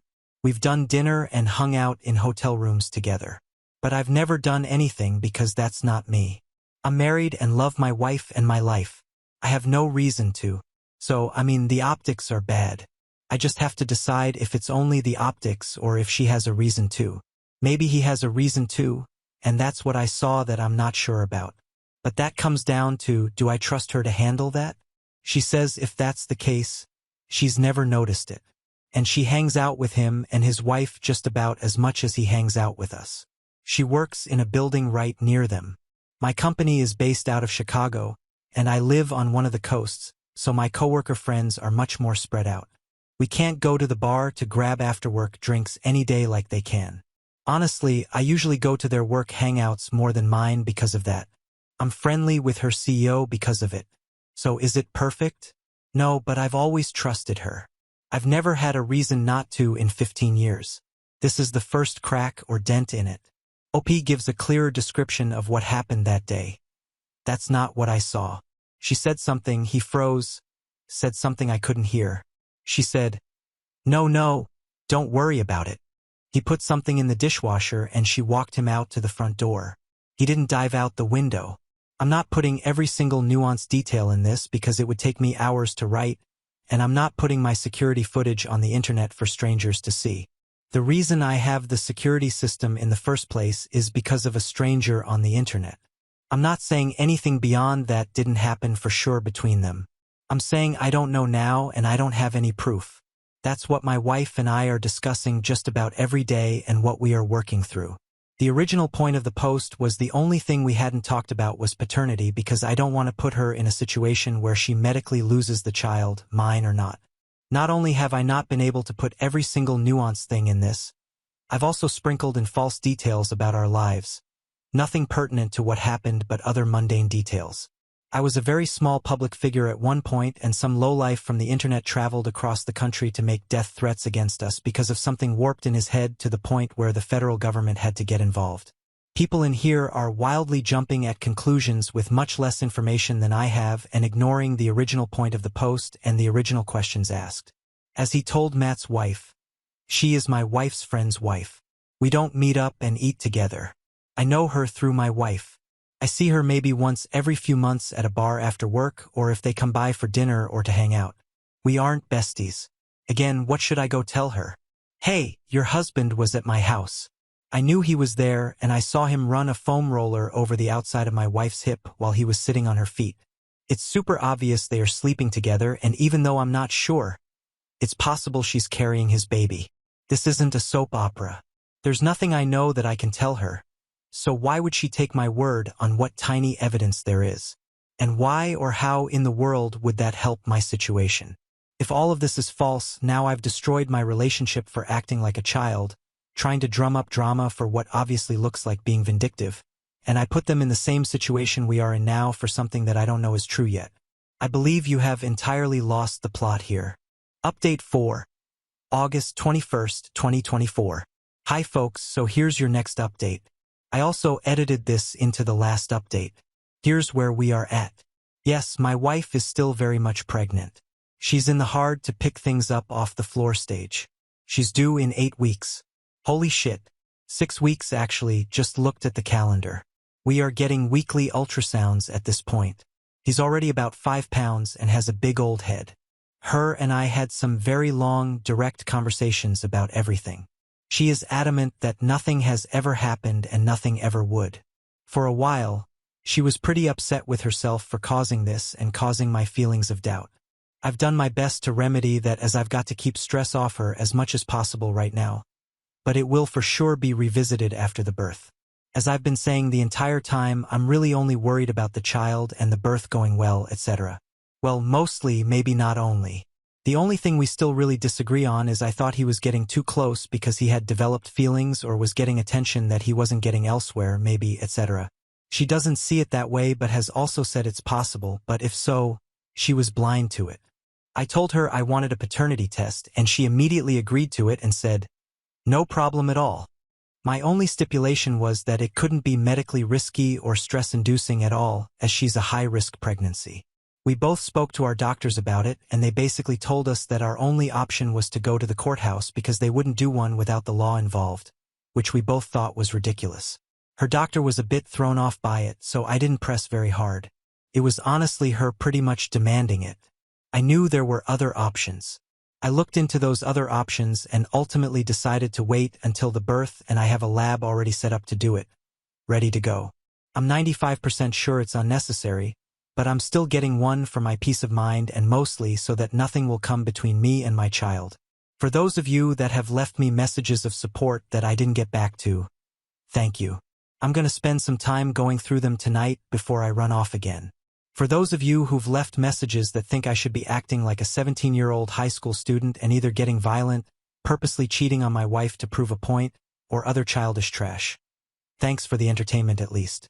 Stop watching TLC and TikTok. That dumbass drama ain't the way, kiddos.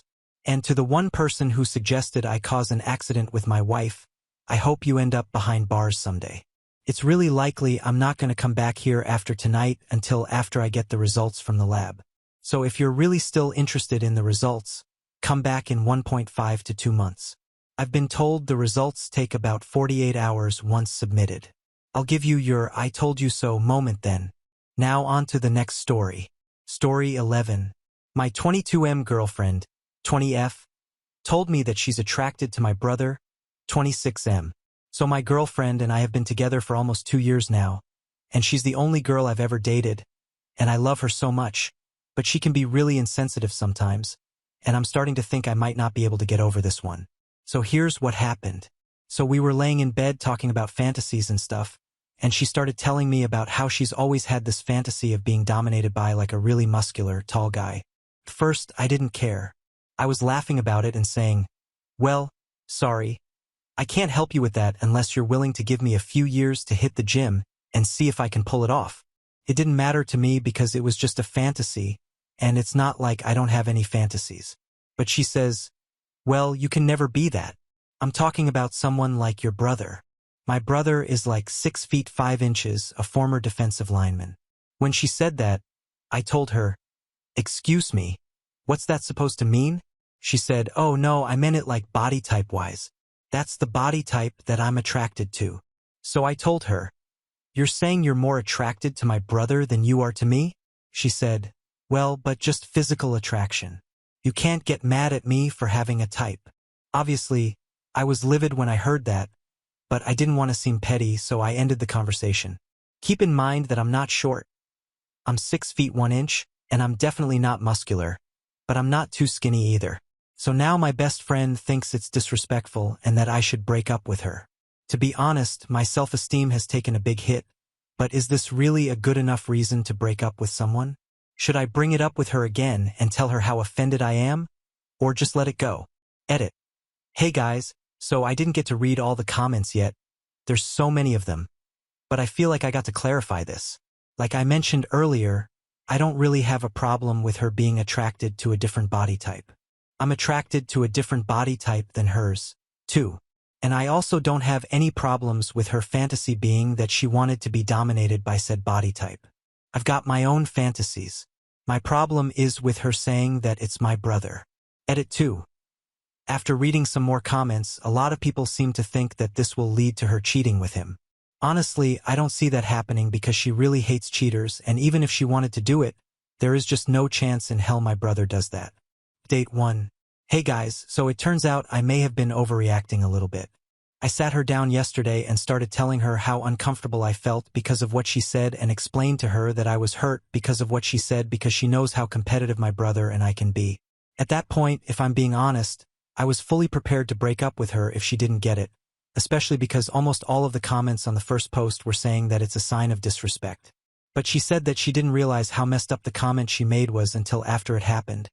And she swore that she's never even thought about him that way and that she was just thinking of guys who had the body type she was talking about. She also said that there is no other guy she'd rather be with sexually or romantically. She seemed really remorseful about the whole thing and even said that if I had said the same thing about one of her friends, it would have killed her. And she just kept apologizing, calling herself stupid, and asking if I'm mad at her. So I told her to just forget about it, and I know how she doesn't think before she speaks sometimes. And I'm just glad to know that she didn't mean anything by it, so everything worked out for the best. And I've decided that I'm going to try to be less insecure from now on, and I'll also try to stop overreacting to stuff like that. Thanks to everyone who gave me advice, especially the top comment from the previous post. Thank you for the helpful advice. Edit. So I read some of the comments, and to all the people that think she's lying and that she's going to cheat on me eventually, let me tell you this. I know for a fact that she was telling the truth. I can tell whenever she's lying. We've known each other for a long time, and she's not a very good liar. And I can safely say that she would never cheat on me. She's just not that kind of person. Update 2. So after we made up like a week ago, things kind of went back to normal for a while until we got into a fight over my coworker texting at 4 a.m. It was work-related stuff.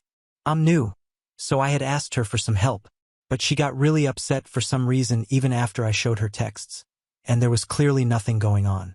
She got mad and started shouting at me, saying I'm being disrespectful by not setting boundaries with my friend, and then when I told her that she's overreacting, she flat out said, "Don't act like you didn't go crazy when I said I wanted to EF your brother."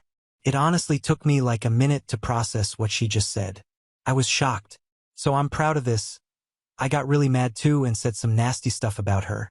And she said some nasty stuff about me. And yeah, it's pretty much over. That was 5 days ago. At first, I was just so sad at her that I was just glad she's gone. But now it's kind of hitting me that it's really over. And it's kind of hard to believe because I kind of always assumed we'd end up together. I never even imagined myself with someone else. So yeah, even though she really set me off and said some messed up stuff, I still wanted to be with her and really thought about fixing things until yesterday when my brother's ex, she's a friend of a friend, I see her occasionally, told me about how she noticed that my girlfriend was flirting with my brother once at a party last year. Now, TBH, that ex isn't the most credible source. She's known for a lot of BS, and when I asked Josh about it, he told me that never happened, and he wouldn't lie. So either she's lying or he just didn't notice. Regardless, if it was true or not just made me realize that I won't be able to get it out of my head. And maybe it is my problem, I'm not sure. But her attitude about it definitely didn't help. So yeah, even though it hurts, I blocked her, deleted all the pics and all that stuff, and I'm ready to start moving on. Life's kind of weird right now, but I just got employed recently, my first real job, and I'm excited for that, so I'm going to be okay. Again, I just wanted to thank everyone for the great advice. Thanks, Reddit. Update 3. Is it okay if I 22M ask out my ex-girlfriend's best friend, 20F? Hey guys, first of all, I just want to say that I'm not doing it to hurt my ex or anything like that. I'm just honestly so attracted to her friend. So my ex and I broke up about a month ago because she said she had a fantasy to be sexually dominated by my brother, which started a fight, and it kind of just escalated from there. I posted about it before. I realize this whole thing looks bad on my side and that people will probably think that I'm going out with her friend out of spite or to make her jealous or something like that. But I swear that's not it. I really, really like this girl. She's funny as hell and really cute, and she watches football and I've got a major crush on her. We've been texting constantly for 2 weeks, and I can tell she likes me too. She's being super flirty and calling me cute and stuff. I really want to go out with her, but at the same time, I don't want to be that guy. As much as I dislike my ex, she still used to be an important person to me. So I'm not sure if I should do it or not. So I guess I'm on here to see what y'all think. What would you do if you were in my shoes? Edit. Also, I forgot to mention, she told me to keep it a secret if we ever go out. Apparently just until she's ready to tell her friend. Update 4. My 22M girlfriend, 20F, and I have been together for almost 2 months, and she's still keeping our relationship a secret. Hey guys, I'm back because I need more advice. I broke up with my ex over 3 months ago, and it definitely wasn't a clean, healthy breakup. We pretty much hate each other's guts now. I posted about it before. The problem is that my current girlfriend is my ex's BFF. So when we started dating, we figured it's best to keep it under wraps for a while, especially because our breakup was only a month old at that point. So whenever we'd want to go out, we'd go somewhere far so no one we know would see us. We almost only hang out at each other's places. Anyway, it also helped that everyone's quarantined. We successfully kept it a secret so far. In fact, the only one who knows is my brother, and we had to tell him because he's also my roommate. But now it's been 2 months, and the hiding that was fun at first is kind of annoying now. But my girlfriend still doesn't want to tell because she's afraid of losing her friend. She seriously told me that we should wait until my ex gets a new boyfriend. So now I'm really bummed at the whole situation and honestly don't know what I'm supposed to do now. Thanks again for the help, Reddit. Now on to the next story. Story 12. Ran into my ex-friend after 10 years. When she saw my wife was pregnant, she messaged me asking, "Why was I never good enough? Every time we almost dated years ago, she was always with another guy." Hello everyone. I, 35M, am happily married with 2 children.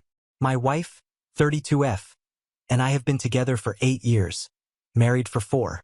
We were out shopping in our hometown when we ran into my ex-friend, her parents, and her children. She moved out of state over 10 years ago and I haven't seen her since.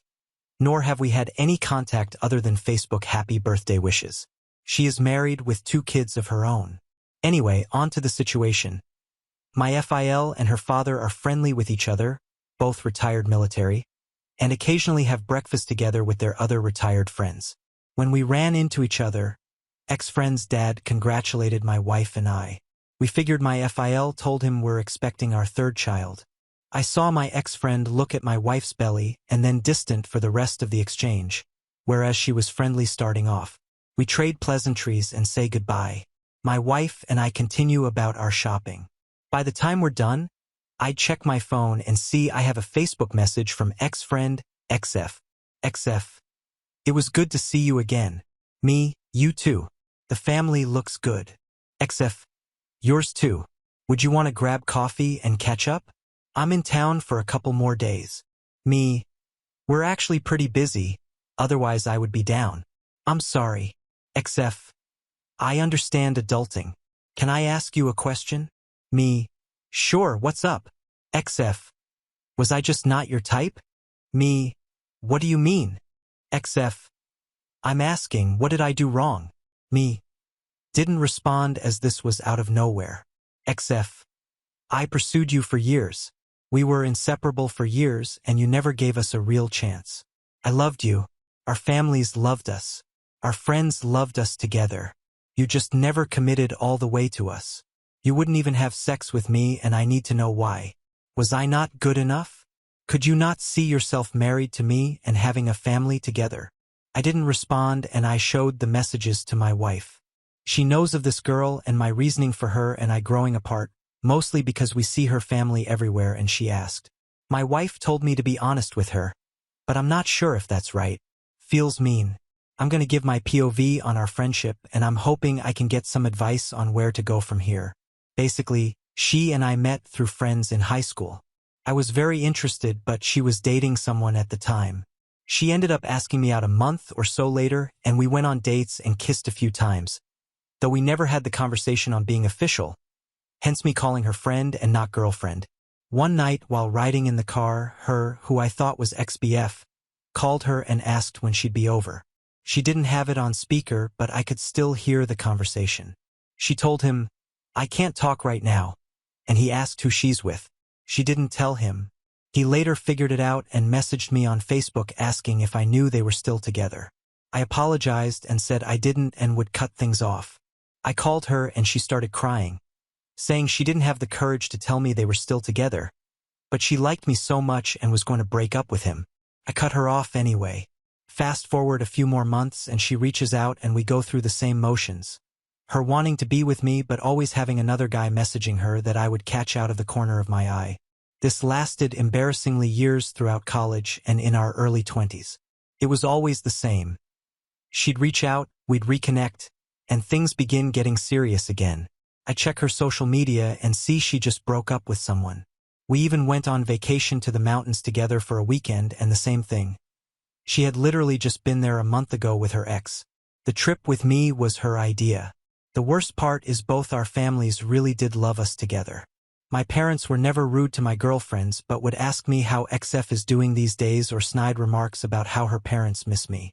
Hell, even my now FIL at one point mentioned that X's dad brought up how he really thought I'd be his son one day. I confided in my friends years ago that I'm always just a rebound or backup plan, and that's why I could never commit or get more physical with her. They told me to just sleep with her when she comes calling and don't pursue anything more. The problem was I wanted more, but felt used anyways.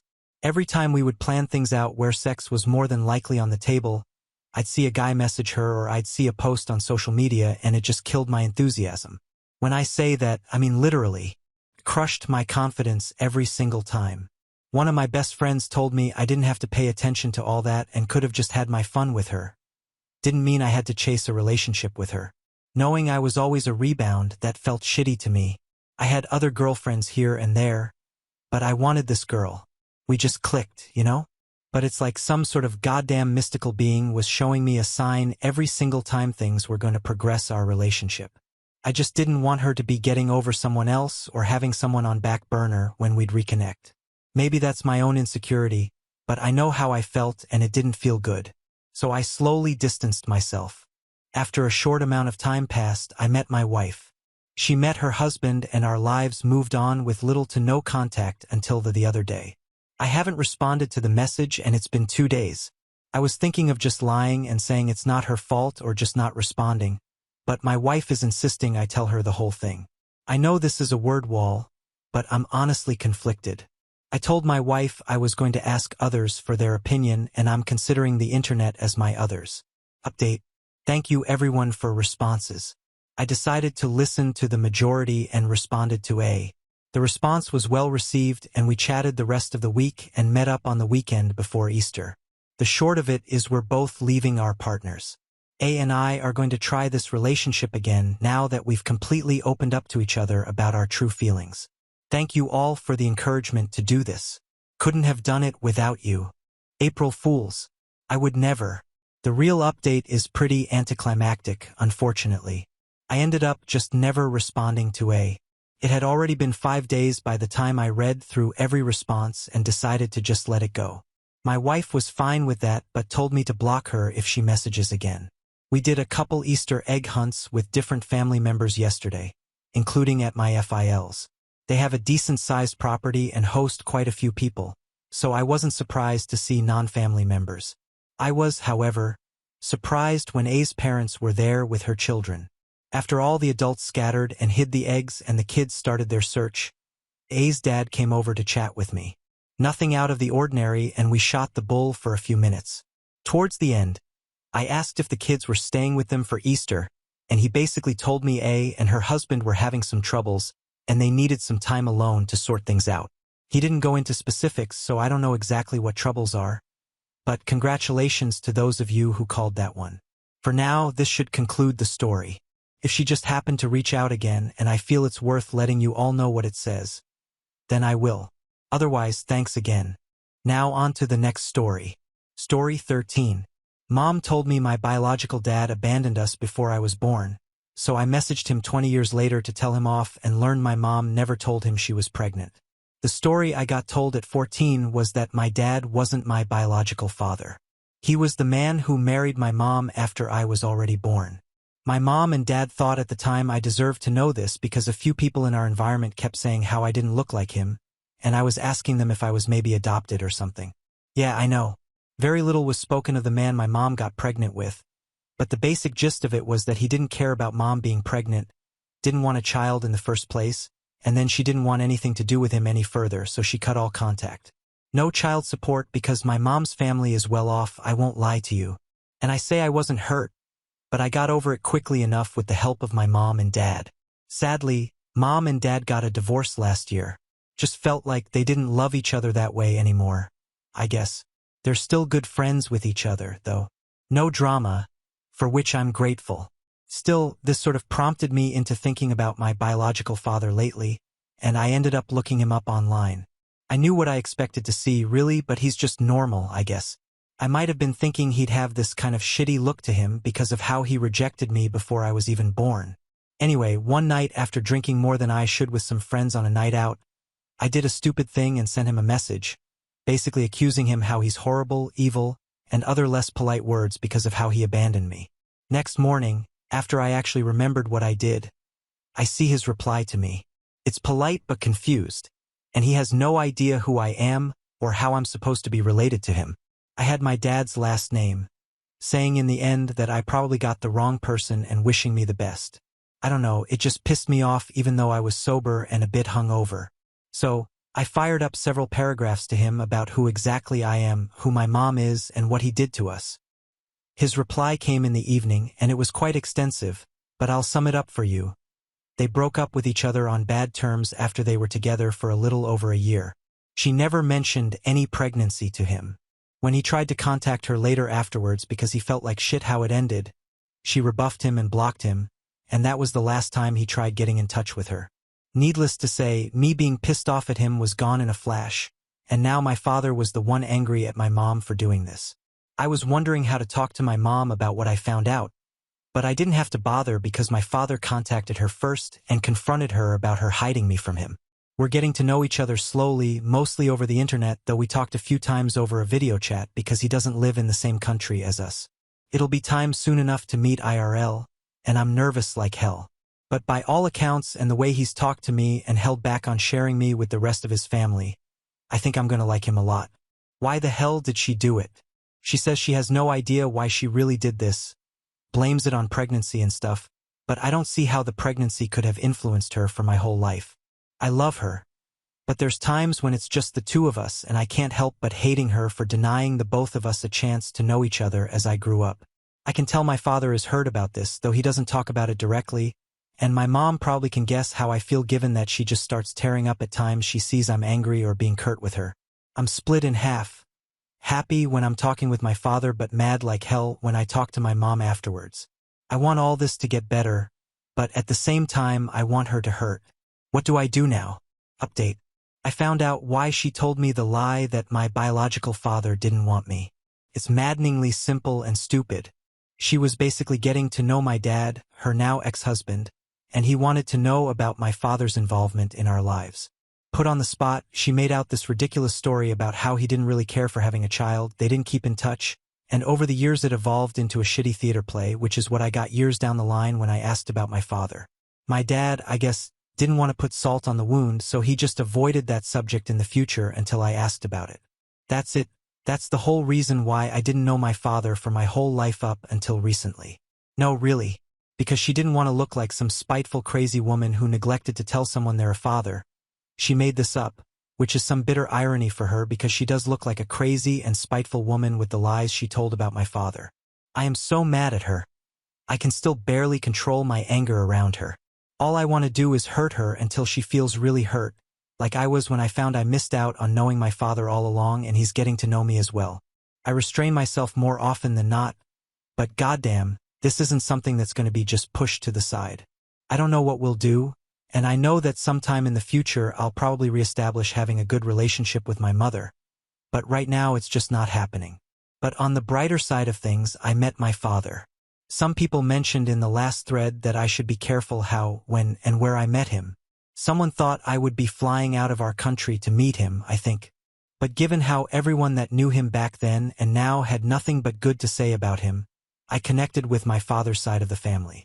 I have plenty of cousins, aunts, uncles, and so on to talk with and meet, and it's a bit overwhelming just how many of them are there and how overjoyed they were to find about me. I gave him a few dates when we could meet, and he picked this last weekend. He flew back on the Friday, visited his parents, my grandparents, and man, that's so weird how I have another set of grandparents to the whole mix. And then we met up. I really don't know what I was expecting. I mean, yes, we talked and he seemed very understanding and kind and good and so very interested in meeting me, but I guess there was just that fear of him not liking what he actually saw and leaving. No, really, thanks for this, Mom. It didn't matter in the least. As soon as we met, there was just this moment. I don't know how to describe it. I don't really think I ever had anything like that before, and he just hugged me and I could feel him shaking. I think he was holding himself back from crying, and I started crying for no real reason. And then we talked and just spent the rest of the day together. We pretty much spent the whole weekend together from the moment I got up we talked, and by the time he was boarding his flight, I didn't want him to leave ever again. And he won't, not really. He wanted to know everything about me, and I literally mean everything. And I guess what really made me actually love him is asking to meet my dad, asking me if that was okay with me, and then thanking him for his part in raising me. They talked some more with each other while I was busy with something else, and I think they became sort of friends. I don't really know what to call their relationship. So, to all of you who helped me deal with my effed up situation, thank you from the bottom of my heart. Thank you, even if it seemed like I was just venting out loud on the internet. Thank you all. Except those 1 or 2 people who thought my father is a rapist and an abuser. Seriously, WTF. Now on to the next story. Story 14. Drunk best friend had sex with a taken guy at a 500-person wedding. Then told everyone it was my sister. Hi everyone. This is a bit of an unusual situation, but I'll try to explain it as best as I can. The story involves myself, 24F, my best friend Caroline, 23F, my younger sister Nicola, 19F, and our mutual friend / groomsman Daniel, 28M. Using real names, anyone who witnessed this happens to see this. I'd love for them to get the actual facts of the story. So, over the weekend, a very good family friend of both my family and Caroline's family was getting married. Caroline and I have been best friends for years. We met when we were toddlers, our moms are best friends, our sisters are friends, etc., etc. You get the picture. We knew that both of our families would be invited to this wedding, and we were looking forward to it for months. It's important to note that Caroline's family and my family have a ton of mutual friends, and this was going to be a very large wedding. Guest count was in the 500s. Everything was going fine and dandy until Caroline got completely wasted. She kept talking to me about how hot one of the groomsmen, Daniel, was and how she'd had a crush on him for years, but he showed no interest. This was probably because he was in a serious relationship and had been dating his current girlfriend for 6 years. The girlfriend decided not to attend this wedding because she didn't know the bride and groom very well, and because Daniel would be a groomsman. She wouldn't see him very much either. Fast forward a couple of hours, and Caroline is hanging all over Daniel. She's constantly asking him to dance with her, get her drinks from the open bar, etc. She's point-blank throwing herself at him, and it was embarrassing and painful to watch. I tried intervening a couple of times to get her off of him, but she snapped at me, and at that point, I decided that it wasn't my problem. Furthermore, Daniel wasn't completely pushing her away. He looked like he had a few drinks in him as well and seemed somewhat interested in Caroline. I decided that if he didn't care, I certainly wasn't going to. If he wanted to throw his relationship away, it was none of my concern. I tried. I didn't witness this next part, but by the end of the night, Caroline and Daniel were having sex in a different room of the hall. Yes, it escalated quickly. To their misfortune, someone. I'm not sure who, just that it was someone's mom who knew Daniel and his girlfriend but didn't know Caroline. Walked in on them, and for some reason, Caroline told this woman that she was Nicola, my sister. I don't know if she was embarrassed or drunk or what, but she purposely identified herself as Nicola so Caroline herself would not be in trouble. Word quickly spread that Daniel and Nicola were caught having sex, and Nicola was mortified. People were talking about how disrespectful, home-wrecking, and rude Nicola was. I honestly can't even blame them. Had I not known better, I would be thinking the same things. On top of that, Caroline had gone around actually telling other people that it was Nicola and confirming the rumor she started. The bride and groom were pissed. Everyone was talking badly about my sister, and Caroline seemed to not care. In fact, when I confronted her about the situation at the wedding, she straight up denied it. Had Daniel not confirmed that it was Caroline he was hooking up with and not Nicola, I might have even believed her. The next day, Caroline texted Nicola a half-hearted apology about the whole thing, saying she was so drunk and didn't know what she was doing. The texts included a lot of LOLs and ha's, so I'm not sure how seriously Caroline is taking the situation. She doesn't seem to realize how mortified Nicola is. Nicola genuinely thinks that her life is ruined. We live in a very tight-knit community, and a lot of people have heard the false version of what went down. I'm at odds with what to do. Up until this point, Caroline had been a very good friend to both I and Nicola. I'm just not sure if I forgive her for this, especially considering her lack of consciousness about how bad the situation really is. Should I dump her or should I give her another chance? Our friendship will be different regardless. My family sees Caroline in a completely different light now, so even if I forgave her, we wouldn't be able to do a lot of the same things we used to. Hang out at my house, do things with my family, etc. What should I do? Edit 1. At this point, a lot of people know that it was Caroline with Daniel and not Nicola. However, I'm not sure how many is a lot. Our family friends know. But there were a lot of guests at a wedding who knew Caroline's family better than they did mine. I'm sure these people still think it was Nicola. Edit 2. Another issue is that Nicola is also terrified of the potential ramifications from Daniel's current girlfriend. I have absolutely no updates on the situation with the girlfriend. I don't know her well, and I don't know what Daniel has chosen to share with her, if anything at all. Edit 3. Because a lot of people are asking me how I could even consider remaining friends with Caroline. Prior to this experience, she was honestly a great best friend. Of course, we've had our ups and downs like all friends do, but she has always been a kind and caring person, and I really valued our friendship. I've known her my whole life, and the evening at the wedding was very uncharacteristic of her, including her coming on to a man who was in a relationship. Throwing away a friendship with someone who you have been close with for 15+ years is extremely difficult. However, am I prepared to do this if it's the right thing to do? Comments where Opie replied. Comment. If Caroline wants to continue your friendship, she needs to make this right and tell everyone that she lied. If she doesn't, then I would personally cut ties. Being drunk is no excuse for what she did. I think Nicola needs to stand up for herself as well. She should be very clear with people that she would never do something like that. Tell her not to let someone else ruin her reputation. If Caroline won't set the record straight, Nicola, you and your family can. OP, thanks for the suggestion. I haven't actually considered asking Caroline to go public and own up to the situation. I think I'll do this. I actually have no idea how she will react. Caroline is usually a decently moral person, but she also hates confrontation, so I wonder how she'll take that. My family and I have been trying to set the record straight, but it's really hard to undo a rumor that is spread around to so many people, a lot of which we are not that close with, mostly because nobody actually wants to talk about it to us directly. Most of the talk goes on behind our backs. But of course we know it's happening. Update. First off, I wanted to give a huge thank you to everyone who responded. I definitely did not expect such a large amount of help and guidance from everyone. This community is awesome, and I really appreciate everyone's time and advice. I unfortunately could not respond to very many people's posts as I left the thread overnight, and once I woke up it was locked. So I figured the least I could do is provide an update. So, about a week and a half ago, Caroline casually called me and asked to sleep over. She wanted to attend an event downtown, and my place was much closer to the event than hers. At this point, it became very clear that Caroline had no idea anybody was upset with her, despite the fact that Nicola and I hadn't spoken with her since the wedding. I told Caroline that I didn't think her sleeping over was a good idea, and when she had asked why, I brought up what happened at the wedding. She laughed and said Nicola needed to grow up and get over it, and it really seemed like she expected me to agree and laugh along with her.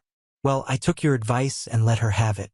I told her how selfish and inconsiderate she was, and if it truly was no big deal, then she should have no problem taking full responsibility for her actions and publicly acknowledging that she was the one who hooked up with Daniel and not Nicola. I told her she needed to make things right because Nicola was still mortified over something she didn't do. At the end of the phone call, I gave her an ultimatum. Spill the beans about what actually happened, or our friendship was over. Thanks to the Redditor who suggested this.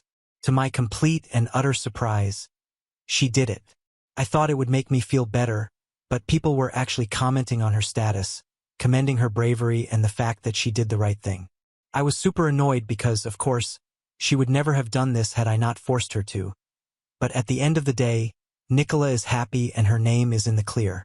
Oh, and an update on Daniel and his girlfriend. According to his Instagram, they are happily together. Whether or not she knows about Caroline, I don't know and I don't care. Not my train wreck. We have reached the end.